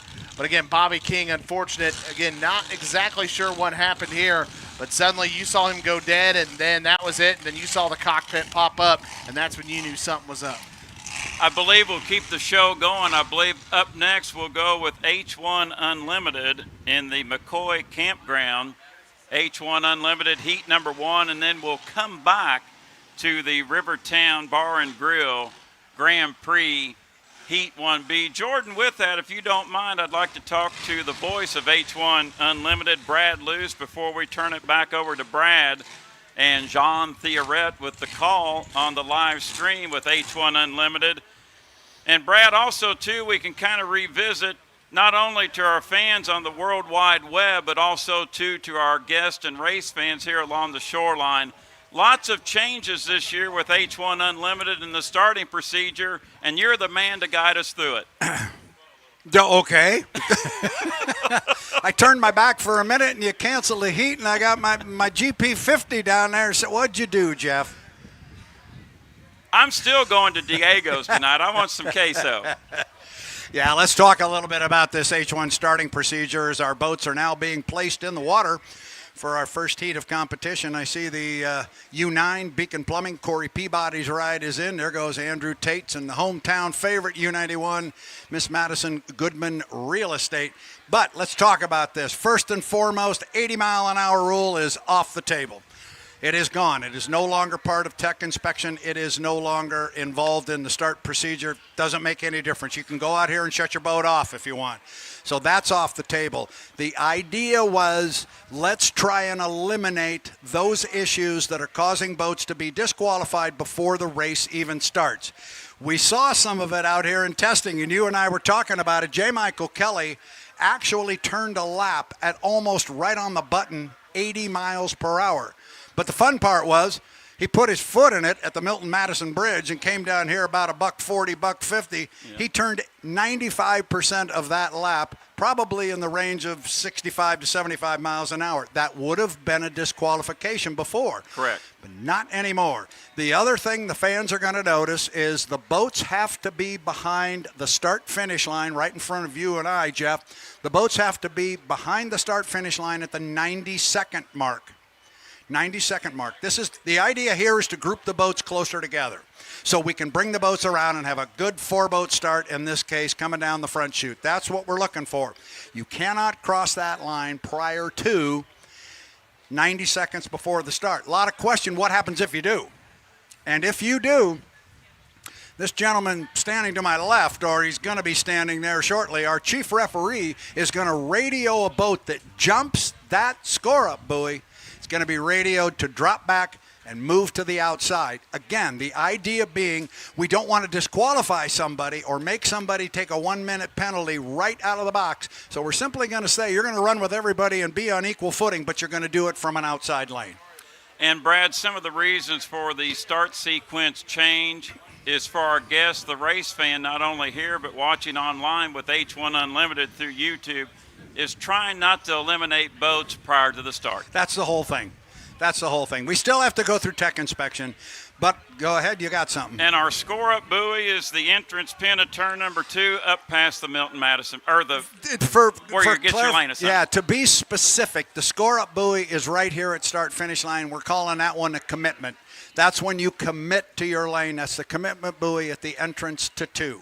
Well, Brad, thank you so much for all the work H1 Unlimited has done, giving Jordan and I a chance to call the Grand Prix and Pro Light Heats. And I need to take this headset off because a guy that knows a lot more about these boats than I do is 2006 Gold Cup winner Jean Theoret.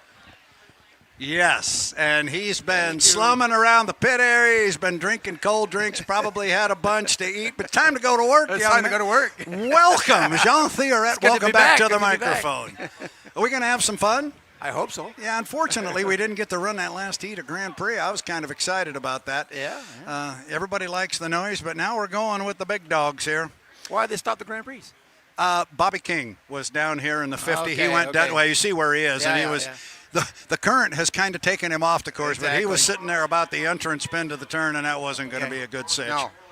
So tough break for those guys, and that boat's a runner. He was going down there in lane 2, and you know Bobby King, he's he's as good as they get. So unfortunate break there, but we're getting ready now to go H1 Unlimited racing, and this is a round robin, and I kind of want to get your 2 cents on this, Jean. There is our lineup for our Heat 1, and it's a round robin. We've got 5 boats here. We're going to run 4 in each heat, and we're going to run 5 heats. So everybody will take their turn sitting out one of the heats. Sit on the dock, yeah. And your buddies down there, the Rainies, drew a ping pong ball that said, you're out.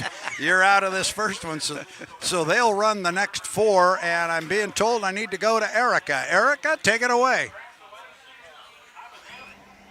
Guys, as we take a look at the U40 of Dustin Eccles, he told me he has the confidence in himself and his machinery this season, going as far to say the Bucket List Racing Team has the best handling boat in the field by far. The way it handles has been perfect for him and his drive style, and the missing piece was the speed. But today, he said they've found that, and now it's a matter of driver execution.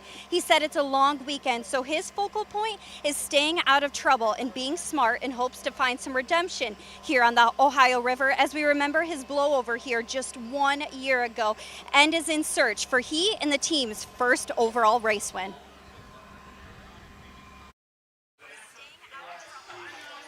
Thank you. Thank you, Erica, for that discussion. We didn't hear it, Jean, but apparently Erica down there just had a conversation with Dustin Eccles talking about what happened here last year when he got the boat upside down going down to turn 1 at the end of lap 1. And you know a little bit about that, and I want to ask you about that. Not about your specific time down there, but you've had some accidents. If you're going to race, that's going to happen. Does a driver think about it when he goes down there the next time? No, I don't think so. You have to get it out of your head. Well, I would think you have to. You have to. Or it'll plague you. And it'll play in your head if you don't take it out, you know. So, but it's a learning experience, you know. You have to keep the experience in your head. Try not to make the same mistake if it's a mistake that happened or not. But it's got to go away. But now I'm just going to bring up another point that you're going to chuckle about a little bit. But from a driver standpoint, I know specifically you driving back in the day, part of your goal was to get in the other guy's head. Absolutely. Oh, we had some of those conversations. And our friend Super Dave may be watching, but oh boy, you and Dave had some back and forth battles. They were great, though. It was wonderful for the sport. It was amazing, you know. Dave did a great job, and he had some great equipment, and I think we gave him some run for his money a couple of times. You most assuredly did a couple of those times on Lake Washington. Yeah. I remember it very well. And now, what do you think about Dave still driving? The guy's still at it. It's pretty amazing. You know, he's 70 years old, and you know, to be able to do it physically, first of all, is a feat in itself, and to do it mentally also. You know, Dave, you know, who was a great competitor, and I just hope, you know, he's got his mind, you know, full capacity, and make sure everything's doing all right. Yep. Yeah, I watch him every time he climbs in and out of the boat when we get these great drone shots, and I watch him get in and out of there, and I think of myself, I get down there on the floor, it's a long way back up, it takes a while. Exactly. I watch him crawling out of it, and I'm going, man. And Dave, he's been through some brutal crashes in his racing career. He has. So he's got some damage to his body, and I'm sure he's feeling it every morning. So it's tough. And you get beaten up in those things, I think we can throw it down to Erica again, and she is standing right off the bow of the U9, the Beacon Plumbing. Erica, take it away.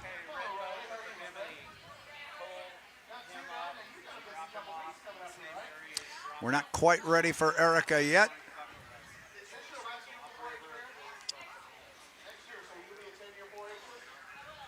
All right, we will break in when Erica is ready. We see her on the dock down there. Jean, we can look right down here. She's sitting just off the nose of the U9. Yeah. In fact, there's her cameraman giving us that shot as Corey Peabody is aboard the U9. So, we don't have a lot of boats here. We know that. We've been talking about it last week, last year. Here we are again. We've got 5 boats here, but boy, oh boy, every one of them's got a swinging chance at this thing. Well, that's the big thing, in the last couple of years, the quality of racing has improved a lot. So many boats are so close together. Anybody can win the race. So it depends where you take the start, the lane position, and all that. So it's so important. Everything's so important. The other thing we always say as announcers, and I want you to speak to this a little bit because I think it may talk a little bit about the strategy our drivers might employ here in our Heat 1 of H1 Unlimited, and that is the fact that how far are you going to push it here in Heat 1? You can't win the Indiana Governor's Cup on Saturday. You can lose it. You can lose it, exactly. but you can't win it. So do these guys play it a little conservative then? Come out of the first turn, see where they are, and decide if they're going to run somebody down or not? It depends, how much you want the High Point Championship also. Yep. The thing we must never forget is the points, So if you're winning a race, you're winning 400 points. So you can make more points in heat racing than you can in the final. Yep. So if you're racing for the championship, you're going to go for it. Okay. If you're not racing for the championship, well, I think it's time to save equipment. Because with the only 5 boats, you're sure in the final. Anyways, if you don't wait. So. And the other side of the coin is, I guess, from a driver standpoint, if you don't want to win, you're in the wrong profession. This is a competitive sport, and these guys are all competitors. So are you. Every time you got behind the wheel, you had one goal: let's go win this thing. Exactly, that's the goal. So I think all these drivers want to win. So. Well, we've got some incredible equipment on the water down here. Let's look at our field. It's the U91, the Miss Goodman Real Estate, This boat from Miss Madison Racing. It is driven by Andrew Tate. This is the 2018 hull. This is the newer of the 2 boats from the Miss Madison Racing stable. This boat was here powder blue and white over the last few years, driven by Dylan Rennie. Jimmy Shane had so many good runs in this particular hull. Now it's Andrew Tate's turn, and young man can handle a race boat. Most certainly can, I think he's got the best ride out there in the field, and I think he's one of the best talents also. Next up on our list from Daryl and Vanessa Strong in the Tri-Cities of Washington. Great job switching the camera there, looking right down the barrel there of the U1, the Beacon Electric, driven by J. Michael Kelly. And a boat well, although it's been changed an awful lot, but you spent some time in this hull. It's a good one. Defending national champion. It is. Gold Cup winner, so that's another great contender to win the weekend. And those awards that you just mentioned that he won, he did it all in the same heat. He managed to collect them all, mix in a Lake Washington win. That's amazing. And he's won 5 times now on Lake Washington. That's a big deal, as you know. He will be a player in this. We saw him out in the test session this morning. He was working on some interesting timing marks. He turned a lap today that included a fast timing run to the start-finish line, and the average speed for the lap was 80 miles per hour. That speaks volumes to what he was doing. He was crawling at the top end, but the 80-mile-an-hour rule is gone, so it's a new start sequence. I enjoy that. I never really liked the 80-mile-an-hour rule, so you're disqualifying races before the race. That's exactly why it is gone, and that's why this new leadership at H1 wanted to get rid of it. I didn't even tell you to do that, and you walked right down that path, so that's a good one. Right behind him there on the water is teammate Corey Peabody, driving the U9, the Beacon Plumbing, the predominantly white boat trimmed in blue and yellow. And this boat with Corey, he was virtually unbeatable here, unbeatable on the circuit last year until we came here and they broke the strut down there in turn 1 and missed a couple of heats. And as you and I saw yesterday, he missed 2 heats, and he still lost the national high points by a mere 84 points. That boat was almost unstoppable. Yes, last year and the year before, he was really, really hot. And, sometimes one race, it just changes the whole course of things, right? Yep. That's what happened last year here.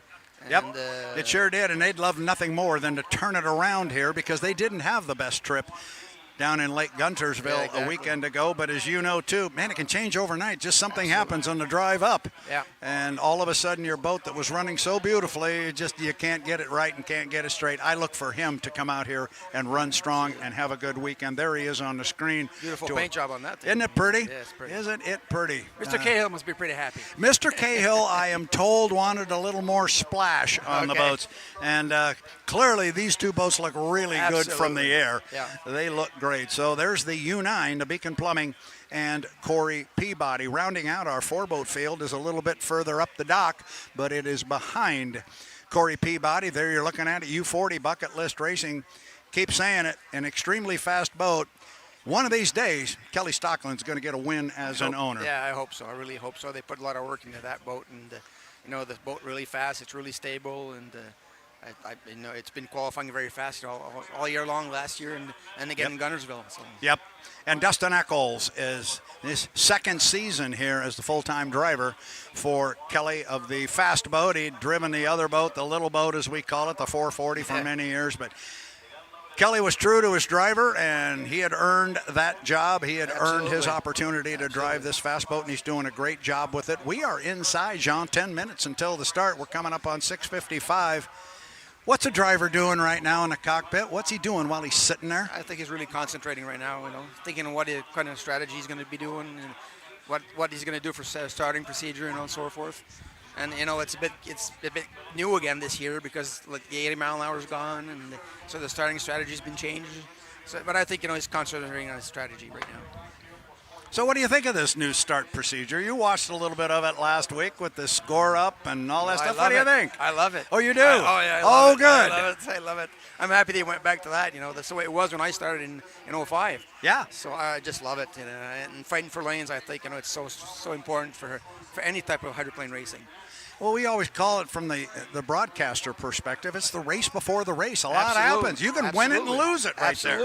Absolutely. And you can have a slower boat, have it lane 1, and win the race. Yep. And the lid is already down on Andrew Tate. One of the changes we made here a year ago, I'm sure you're aware of this, but as we look at the U91 there in the foreground, we see this crew member back there with a hand on the fairing at the back of the boat. As you know, the boats can't come out on the race course until the 5-minute mark. Well, we had some of them kind of jumping that a little bit because lane position was important, and even the race off the dock got important. The rule was implemented here a year ago. You must have a crew member with physical contact with the boat when the clock strikes 5 minutes. And the comment was made, if you can find somebody with 40-foot arms, that might be the guy you want. Yeah, exactly. But so it makes it fair for everybody. It does. Everybody's got to come off the dock at the same time. Nobody can cut the race course when they come out here. They are going to have to go out and around the course. And again, the 80-mile-an-hour rule, as Jean Thierret says he's happy to see gone, is indeed. We're 1 mark. 5 minutes, you see that crew member hanging on to the back of the boat. They'll twist the nose out. Brad, what are the DMZ zones here this weekend, Yes, I don't have a course map in front of me, but it is down there. They cannot go beyond the GP course. They got to come in before that, believe it or not. Okay. A little bit different. And then up at the top end, they've got to cut before the bridge. I can't tell you which exact buoy is up there, but they can still cut from back to front or front to back on the lower end of the race course where the boats are now. They can cut from the back stretch to the front stretch before they get to the bridge, as I saw the map. Good. Please don't anybody quote me on that one. I asked for a course map. I still haven't got one. But our boats are away from the dock. We got 4 expected. We got 1, 2, 3, 4, and now the fun begins. Everybody's on the water. So JMK came out first. He's going up the backstretch. And again, just to remind everybody, the next part of this start sequence is everybody's got to go around the course once. So we'll see that. But after that, then it's put your boat behind the start-finish line at 90 seconds. And if you jump that score-up buoy at 90 seconds, Your buddy over here to my left is going to tell you to move to the outside. They're going to tell you to drop back and move to the outside. Again, the idea is not to disqualify you before the race. Okay, there's no minute penalties. It's just you have to go outside. Nope, you just have to go outside. That's exactly right. Then if you jump the start, we've got other issues there. But Jonathan Abbott, your buddy over here, he's got the watchful eye for that. We haven't had to do that yet. We haven't had anybody jump the score-up buoy. So we'll see how that plays out. It's got to happen at some point in time. But here comes the two beacon boats.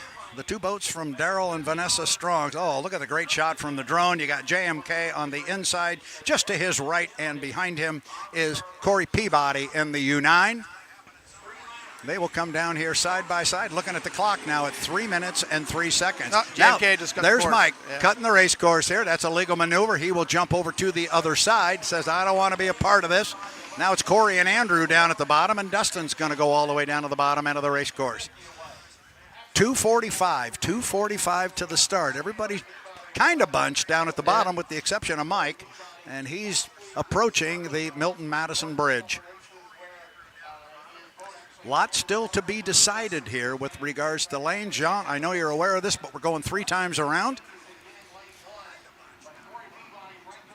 The fastest race boats in the world. Now, our field is going to go underneath the bridge and find JMK sitting up there, and the radio guys are telling him where Mike is, right? Absolutely. They're saying he's sitting there probably in lane number 1. We saw Mike doing those slow timing runs, and he was definitely sitting in 1. Now watch this. We're at 2 minutes and 5 seconds. They can't cross this until the $1:30 mark, so Mike's going to try and defend that lane without jumping the minute 30s mark. So here they come off the top end. You got a lot of time to burn. They've got a lot of time to burn, but they all have to stay behind this. Yeah, they'll be okay. And it doesn't make any difference how slow they go. Coming up on 15 seconds. Now look at Mike. He'll come down, and he's going to protect that lane. Watch him back off again. We are at about 5 seconds. 5, 4, 3, 2, 1. Mark looks good to me. Looks good to me, and we've got a good score up from the officials. Now, they still haven't got their lanes established yet because they do that at the entrance to 2. 5-length overlap to move over on somebody. So now Mike's got to defend that lane, and the guy he's got to defend it against is his teammate, Corey Peabody. Andrew's in lane 3, so and then it's going to be bucket list on the outside. Now Mike's radio guys will tell him nobody's coming after you. Go ahead and pull your foot. So he does. He'll slow it down. Now here comes Andrew, but I don't think he's going to be able. Now look at Mike. He picks it up as the radio guy tells him that Andrew's coming. Corey did the same thing. Yep. So when they get to the entrance pin at 2, that's when the lanes will be established. But I think we pretty much got this one figured out. JMK in lane 1 and Corey 2 and Andrew 3 and Dustin Eccles lane 4. You got it. Jean Fioret laid them out for you right there. Looking at 4 boats from the drone as they go through the top end. We're going to go 3 times around. Now it is just a normal start. As we've done for many, many years, you've now seen the new start procedure for the first time. 4 boats coming off the top end. This is the idea of this procedure. Bunch the boats up and bring them down. John, a bit early. Yeah, John, you're going to tell me what the timing run is, but I always said it was about 12 seconds off of that bridge. Exactly. The guys put the hammer down, and here we go. We go. So we are inside 5 seconds. We are 3, 2, 1. Mark. It's really got to be close, but we got 4 boats coming across start finish line. JMK broke the clock. Who'll get down to the corner first? Kelly is in 1. He's going to get down there first. Got Corey Peabody with him, and somewhere on the outside, here comes Andrew Tate in the 91. The 2 strong boats. Corey Peabody jumps out in front on JMK. Somewhere on the outside, you can't see him, is Andrew Tate. So they are locked together up the backstretch. We got a race going, and that's what we want. Now, can Kelly gobble him up as he gets up at the top end? He's got lane position. Yeah. The start was good. The start was legal, John, so everybody is on it. Oh, boy, this is good. Top end. Where is Andrew? There he is. He is back a bit. The 2 strong boats are keeping him at bay so far, and Corey Peabody is going to come down and have the lead at the end of lap number 1. Peabody from lane 2, Jean, looking strong. Well, I think lane 2 here in Madison is a pretty good choice, 1 in the books, 2 to go. You see Kelly on the inside, but Andrew is not going to give up. You know that Tate kid. He's going to keep driving this thing. We are on lap number 2 of 3. Peabody down there first. Got about a boat length and a half on Kelly. Nose to nose. Here comes the acceleration. You talked about it yesterday. Who's got it? Yeah. Who's got it? Oh, Corey Peabody looking good. He's got to protect that boat on his left. He's also got to watch Tate in the right side mirror. Corey's really doing a good job right now. Corey's driving a whale of a race. Now Kelly begins to close a little bit, but a lot of that is just angle from where we are standing. And don't count out that guy on the outside. Peabody, Kelly really close together lane-wise, but it looks good. JMK with a good corner. Yes. Now, giving him plenty of room is Corey Peabody. He's also making Andrew Tate run a big wide race course. Here comes Corey Peabody. He will come down and pick up a white flag with 1 more to go. Peabody from lane number 2 got his teammate in the left side mirror, got Andrew Tate in the right side mirror. Still anybody's boat race. Is a really good race for second place here. Yes. Can Tate run down Kelly from the outside? That'll be close. Final time around, Peabody there. Boy, look at the interest. Look at that lane position for Kelly. He's able to gobble up some ground, but it's this acceleration off the corner from Corey Peabody that is setting him apart from his teammate. Now we see Andrew Tate drop back just a little bit. This is a Darrell and Vanessa strong heat right now. Both boats, Beacon Electric and Beacon Plumbing, out front running 1-2, and it is the plumbing boat on top, Corey Peabody. Underneath the Milton Madison Bridge, this is the final lap. They will come down and pick up a checkered flag. Look at Kelly hanging right with him on the inside. He needs a good corner up here. His teammate's going to give him plenty of room. Mike slides off and comes down. Now it's just acceleration to the line. So far, it's been Corey really Peabody good. that's had it. Yes, Corey's really doing a good job, and I think lane 2 is a really good lane choice. Here we come to put Heat 1 of H1 Unlimited into the book. It is Corey Peabody going to come home in first place by about second. 4 boat lengths back is JMK, and then it is Andrew Tate, just like that. Boom, boom, boom. And Dustin Eccles is going to take 4th place. Dustin's going to come down. He is just underneath the bridge. He will come down and pick up a 4th place finish. I was not positive, Jean, about that start. It was close. I was really scared. Those guys were on the line. Yeah. James Cater really does a good job on the starting procedure and taking a really good start. Well. But I think lane position was the ideal. That was the key. That was the key today for Corey.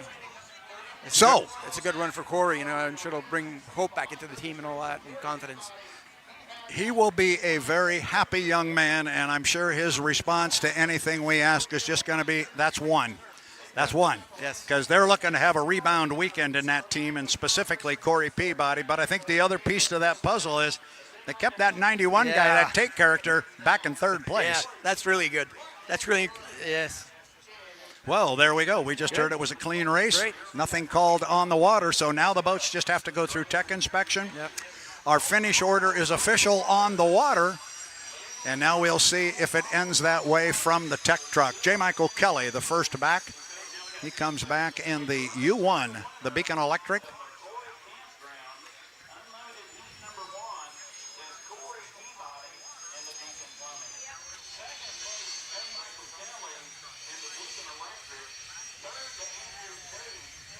So our boats are coming back to the dock. JMK back first. We're talking about the points race, and JMK he wanted to win. Yeah, but he certainly did. Corey Peabody took it away from him. And Darrell and Vanessa said they were going to run that as 2 separate boats, and they're going to compete. And he's been true to his word. There is not a number 1 boat and a number 2 boat, and one gets the good gear and the other doesn't. It's a very competitive team down there. Andrew Tate, I think, just learned something, too, that if he's planning on driving around these guys, that may not be the answer. But a good race to start our H1 Unlimited competition. Absolutely. This is good stuff, and I'll remind our fans watching on the H1 Unlimited YouTube channel from where we are standing here, Jean and I, we are looking right down at the dock in front of us. Erica Allreed is down there with her microphone, and she is staring at a blue and white hydroplane coming in, and she will have Corey Peabody here momentarily as soon as he steps off. And we might get a smile out of him, but I think he's going to remain pretty focused. Yeah, focused and humble. Don't you like that? Is that kind of fun? Yeah, it was fun. Good boat racing, huh? Yeah, of course. Makes you want to get in one. Of course, yeah. I'm not sure that's good or bad. Maybe my wife won't be too happy about that. We won't tell her. We won't tell her. Oh, gosh. So there, for fans here in Madison, Indiana, and maybe a lot of you online that are watching for the first time, that is our new start procedure. It seemed to work out very well. We ended up having our 4 boats bunched beautifully at start-finish line, and that's what we wanted. We wanted to keep the boats legal as we could before the heat really got underway, and we wanted to have our boats bunched up for the start. Looking down there, our fans watching online there will see J. Michael Kelly. He's going to walk up and congratulate his buddy, Corey Peabody, who steps off the boat, gets a fist bump. And on some level, J. Michael Kelly's talking to his boss because Corey Peabody's the team general manager. Yeah. So, Corey takes off the helmet, and somewhere around there is the requisite bottle of water. We'll see Erica pretty soon here. Here he comes, fist bump with a couple of the crew members. He's walking up the dock, and he's come right over to Erica Allreed, so we will await for the cue. Down here with our first heat winner, Corey, your first heat win of the 2024 season, and it was a strong racing 1-2 there for a while. So what do you believe gave you the edge over your teammate? We just kept grinding. You know, these guys have been really busy for the last couple of weeks, giving me a good race boat. We started out the season with a good race boat, but things didn't go our way. We worked. We got here. Still got to go through tech truck, but it's a good feeling to get the 9 boat back out front and see where we're at against these other guys. Happy for Beacon Plumbing, happy for Beacon Electric, Clifty Engineering, all our other sponsors. So much praise to them and thank yous. We're here and we're going to keep trying to win. It's great to see you back out front where we're so accustomed to seeing you. So congratulations on the run, and we look forward to seeing you back out there. All right, thanks, Erica.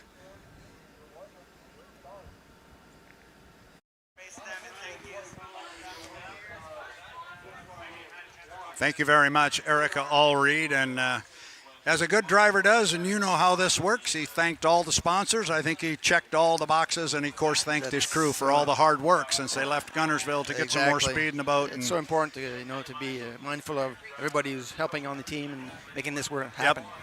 And I've said this many, many years and many, many times that, you know, we always talk about H1 Unlimited Racing. It's NASCAR on the water and all this stuff. And we all wish we were as big as NASCAR. And I always say, you know, the bad news is we're not as big as NASCAR. But the good news is we're not as big as NASCAR. And that's because you just watched Corey get off that boat. He went right down to our Erica, got the interview. And our sport allows access to all of our people through autograph sessions. In fact, we have one coming up today that we'll be talking about. But our drivers and our teams are so approachable. Yes. And sometimes we at H1 forget that. We have to market that better. That Absolutely. Come get your picture standing in front of the boat and talk to the drivers and get your picture taken with them.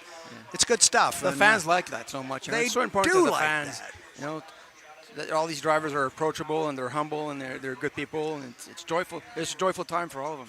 It is, and they always make time for those clowns like myself who come up on the dock when you're hot and I stick a microphone in your face. Jean, I want to know what happened on this. And you're going, really? I really? No, but you guys always do it so well, and sometimes, somehow, and sometimes we don't play that up enough. I know our Erica Allreed is trying to chase down J. Michael Kelly. It'd be nice to talk to him. He got the inside lane, but as Jean was pointing out, sometimes that's not the best on this course. No. I think Corey Peabody did the right choice, and it showed off.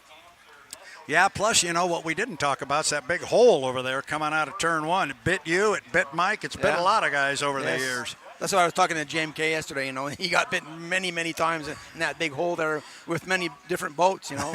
So it's not boat specific. No, exactly. So it's kind of scary, but everybody went through that first corner well today, and it's all good. It is good. So our first Heat 1 is in the books. Let's take a look at our schedule moving forward for the day. We had that heat on the schedule from 1:15 to 1:35. Checking my watch. Wow, 1:39. That sounds like being on schedule to me. Yes. Next, we got a break coming up. From 1:35 to 2:35, we're going to take a 1-hour break for lunch, and that's going to allow our safety and rescue personnel an opportunity to come in off the water, get something to eat, and we are also going to have... Okay. Okay, so I just had it in my ear. We're going to put the GP boats back in the water, and we are going to run that heat before lunch to try and get ourselves back on schedule. There is a driver's autograph session in the tent beside the Regatta office just up Vaughn Drive, but I'm suspecting that's going to be put on hold a little bit while we run our Grand Prix Heat 1B. I'm looking, I don't see any GPs in the water, so that's probably going to take a bit. But hey, we got our first unlimited heat in. It was good. It was competitive. The new start procedure worked. I think it's good. It's all good. Yeah, I said this to you yesterday. That's what my wife always says. Put the boats back on the trailer, sunny side up. Exactly. And she's happy. That's all she ever wants. Go fast, turn left, come back. There you go. J. Michael Kelly has cleared the truck. Not the 9 yet. They got the 1 cleared. That's pretty quick.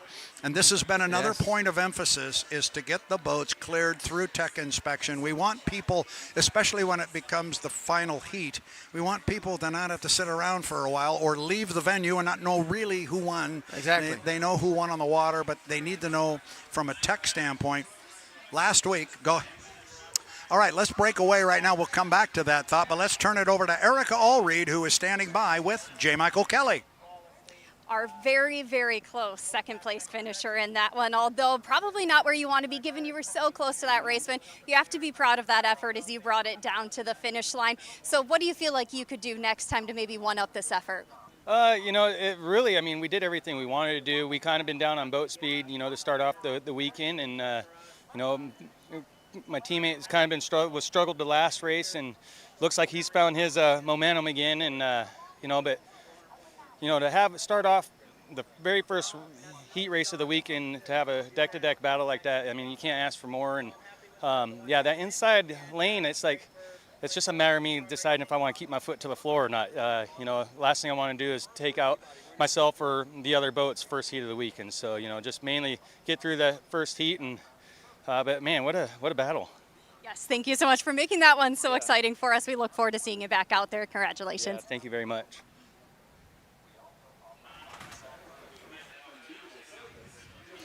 Thank you very much, Erica, for catching up with our second place finisher. I can tell you who maybe the happiest guy might be around here. It might be Daryl and Vanessa Strong. Well, they should be. 1-2 right out of the box. That's a good way to What start. more can you ask? You can't ask for much more than that. So, Erica, thank you. And Mickey down there. Mickey's the cameraman. It's hot down there, and I was talking to Erica this morning. She goes, there's not a lot of shade down here. And here you and I sit in this air-conditioned palace. It's pretty cool for Madison. Absolutely. And I Usually know here it's you've 100 been degrees here. Yes. I know you've been here a number of times where, man, oh, man. So, yes, the weather is absolutely perfect. And typical. I now don't remember what we were talking about before such time as we went to Erica, but it's all good. Our Heat 1 is in the books. Jean, I'm going to let you go if you want. Okay, Go down there. sounds great. Be with Rainey's and tell them yeah. to get that thing ready to go. They're in Heat 2. So I'll see you soon, my friend. All right. Jean Theoret, he'll be back and join us when we get ready to go for Unlimited Heat 2. Heat 1's in the books. And what I started to say to Mr. Theoret before he left and we went down to Erica was we were talking about how fast JMK cleared the tech truck. And one of the things we're making a big point of emphasis about in 2024 is getting our boats through the tech truck faster, especially when the final heat is being run. And what we did in Guntersville, I thought was very, very good. The first boat that goes on the tech truck is the boat that finished first on the water. Our producer and director, Nick Kish here, he went back and looked at the videotape in Guntersville. When Andrew Tate took a checkered flag after completing 5 laps in the final heat in Guntersville, it was 34 minutes past the hour. And it's a long way across the causeway there to get over to the pit area. But when he took the checkered flag with 34 minutes past the hour, we got the word across the radio that he cleared the tech truck at 44 minutes past the hour. 10 minutes from the time he got the checkered flag. And I made a point, and I know a lot of people did, to go to everyone involved in that process. And there's more than just one person. Everybody involved in that process got a high five. We were very pleased with the effort. It is a point of emphasis. And so H1 is trying very hard to make things better.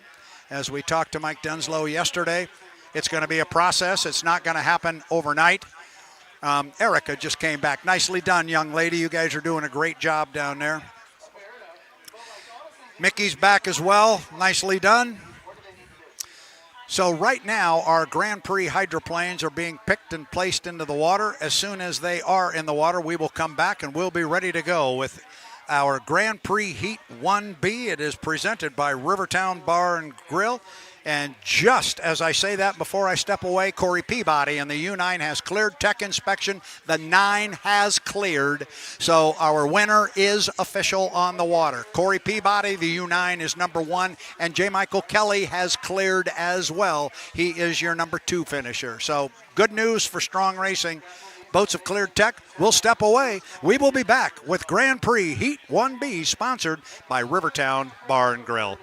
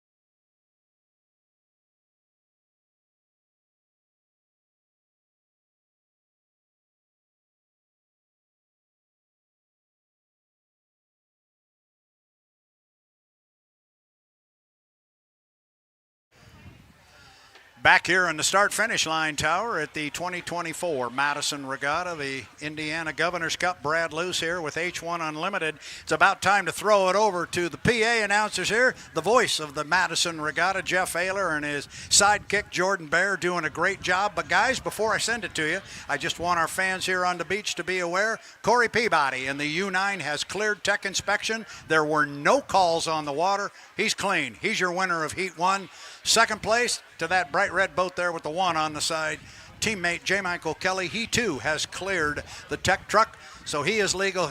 Those are your first and second place finishers. I'll monitor the radio for the 91 as soon as we get word that they have cleared. But in the meantime, we're on the clock for Grand Prix Heat 1B, sponsored by Rivertown Bar and Grill. Guys, take it away. Thank you, Brad Luce. Jeff Ayler with Jordan Bear. We'd like to say hello once again to our worldwide audience watching at H1 Unlimited via YouTube. This will be the rerun of Rivertown Bar and Grill Grand Prix Heat 1B. The original running was stopped when Bobby King went dead in the water prior to the start in the racing lane just past turn number 1. And Jordan safety first, and it was the right decision, but we'll have 3 answer the call as I'm late to say, crank them up. Absolutely, and of course in this race we've got that GP79, that damn bad influence reliable diamond tool here in this race, and Jeff Bernard, the driver there. Of course, again, Freedom presents Diego's Mexican Grill. It is a DSQ for him in this race because he caused the stoppage. We have the G71 Miss Liberty in a can, Kit Henderson, and then the Charger GP10 Kevin Ekrit out there as well. 3 boats here for Grand Prix Heat 1B presented by Rivertown Bar and Grill. Jeff Bernard on the inside, the 3-time defending Grand Prix America National High Point champion in premier position right here in lane 1. And that damn family presents Bad Influence, reliable diamond tool. Jeff just leaving the pit dock. Bernard was your second fastest qualifier in time trials this morning at 121.313 miles per hour. Assigned lanes, clock start, 1A and 1B, brought to you by Rivertown Bar and Grill. Those lanes were determined by the time trial results. When we go to the second run later today in 2A and 2B, we'll go to the inversion. The third round tomorrow afternoon will go by total points to decide the lane assignments going into the third section. 3:05 until the start. I'm an old traditionalist, but I like what Grand Prix does with these assigned lanes. It's still exciting racing. It is. It really, really is, especially when you see it because, they earned it with their time trials earlier. Should be a whale of a race. It's unfortunate about what happened with the 50. Hopefully he gets his stuff corrected for later on this afternoon. I forgot to put you to work. I just identified the drivers. We're good. You did? Yes, I already have. You give the colors of the boats and where the driver's from? I did not do that part. Okay, no. we'll work on that later today. Yeah, we'll work on that. You're doing a wonderful job. I Great to appreciate be it, my here friend. with you. And for our worldwide audience, if you don't know, Jordan Bear is the morning show host locally here on Works 96.7 WORX. And I'm just an old guy from Rikers Ridge, 4 miles from the water. Well, and I'm an old guy from DuPont, Indiana, from near DuPont, Indiana. Probably, I don't know, maybe 15 miles from the water. I don't know, about 20-minute drive. So it's been a lot of fun, though, to be here, and we're ready to go. Some exciting GP action, and Jeff, we are under 2 minutes. Assigned lanes, clock starts, any penalties prior to the start or during the running or a gun jump. That is a 1-minute penalty on elapsed time. This race course in Madison for the Grand Prix and Pro Lights, it's an approximate 1 1/4 mile.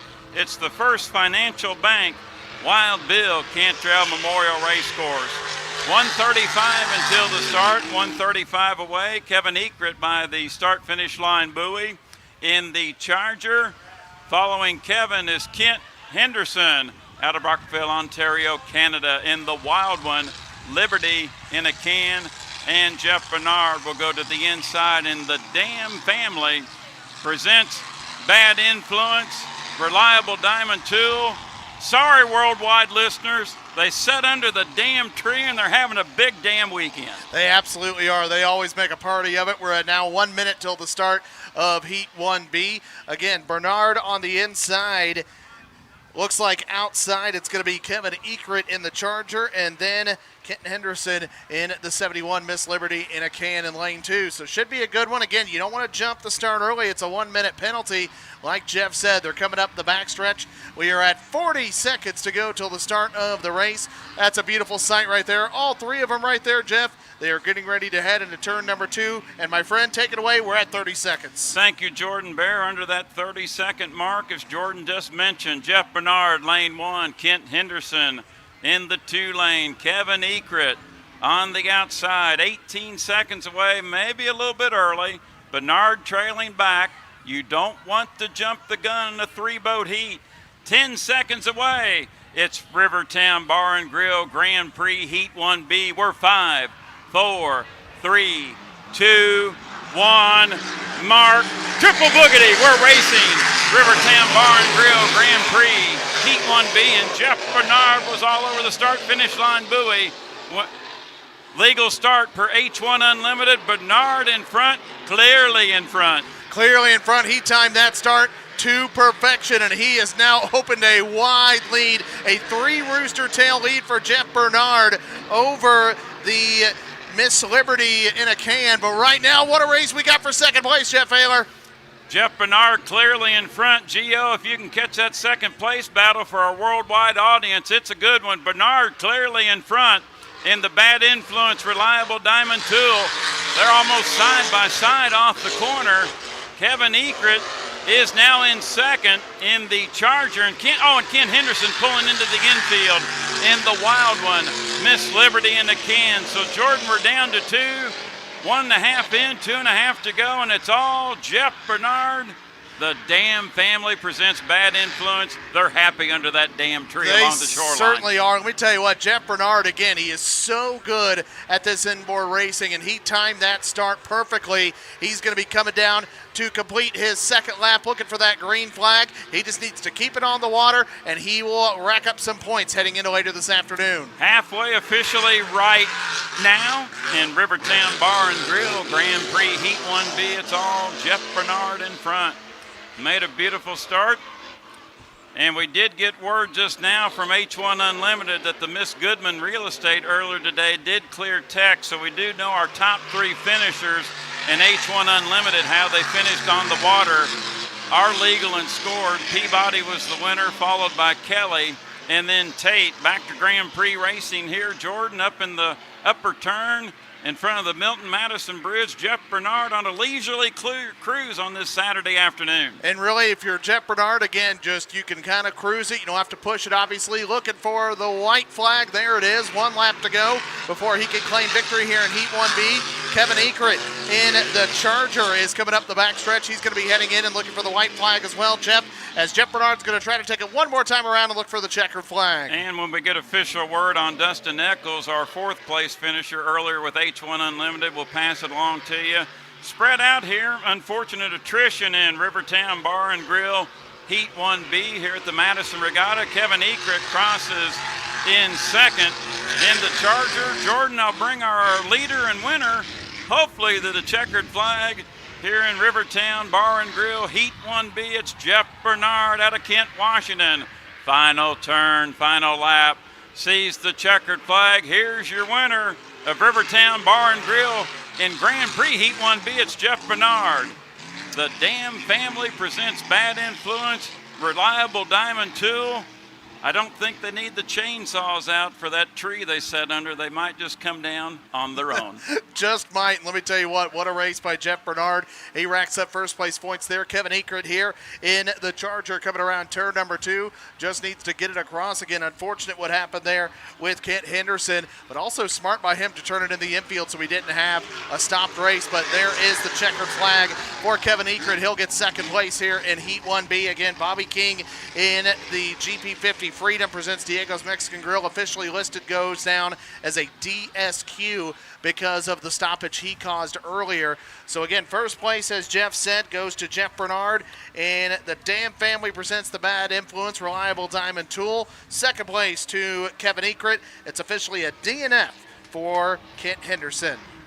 Jordan, my old buddy Scott Davidson, I'm inking them. Yep, that's what I'm doing. Mark it down. Absolutely, my friend. Jeff Bernard with the lid up, returning to the Red Ball Recycling pit dock. Jeff will greet the crew, led by owner Mike Grindell.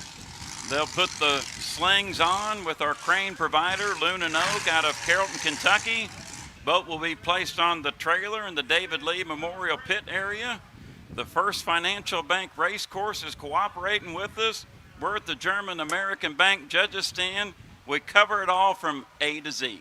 Absolutely we do. And, some fun racing so far. Again, we've seen, unfortunate what happened there in that race because I really, really wanted to see that showdown between the 50 and the 79. But we'll get more racing for the Grand Prix later on. Of course, we have one more unlimited heat to go as well. Before we go to our break, we do have the draws for Heats 2A and 2B and Grand Prix. Heat 2A and Grand Prix will be presented by Liberty in a Can. Lane 1, Tyler Eccles. Lane 2, Kevin Ekert. Lane 3, Ken Lupton. Lane 4, Bobby King. Lane 5, Brandon Kennedy. Grand Prix Heat 2B presented by River City Printing. Lane 1, Greg Hopp. Lane 2, Kent Henderson. Lane 3, Jack Lupton. Lane 4, Jeff Bernard. Jordan, we'd like to thank H1 Unlimited picking up our call on the worldwide stream that you can watch at H1 Unlimited via YouTube. And thanks to our sound system provider, the Louisville Sound Company. You need to hand that headset back to the voice of H1 Unlimited as he can wrap up this portion of their worldwide broadcast. And that will come up here momentarily. Yes, sir. Here at the German American Bank judges stand. Thank you, Jordan Bear. You having a good time, my friend? Absolutely, my friend. That's what we want to know. I've got some H1 news for you. I'm not necessarily going to call this breaking news, but everybody has cleared the tech truck from our first heat of racing. The 91 has cleared, as has the 40. So the way they finished on the water, that's the way they finished officially in our Heat 1 for H1. I thought you wanted me to give my Sports Center verbal breaking news sound. I didn't have to. You did it anyway. No, it is all good. So everything is clear there. Now we look at the schedule, Jeff. It looks to me like we've got a break. Yeah. And I believe they're still going to have that autograph session that's sitting right there. Is that going to happen? Do you guys confirm that? That's going to go. So that's going to start happening now at the tent right alongside the Regatta office here on Vaughn Drive. Hey, Jeff Ayler, Jordan Bear, you guys rock when it comes to the GPs. Those Pro Lights, you guys are the best in the business. We're having a good time here. We're on the World Wide Web. You guys have been a part of the H1 live stream. The live stream's going to step away right now. We're going to take a break. You guys can take a break along with us. We'll be back in the better part of an hour. And next up on our schedule from a racing standpoint will be our second heat of Pro Lights. Then we'll go Grand Prix racing a couple of times and then H1 again. So still lots to come. It's the 2024 Madison Regatta, the Indiana Governor's Cup. We'll be back.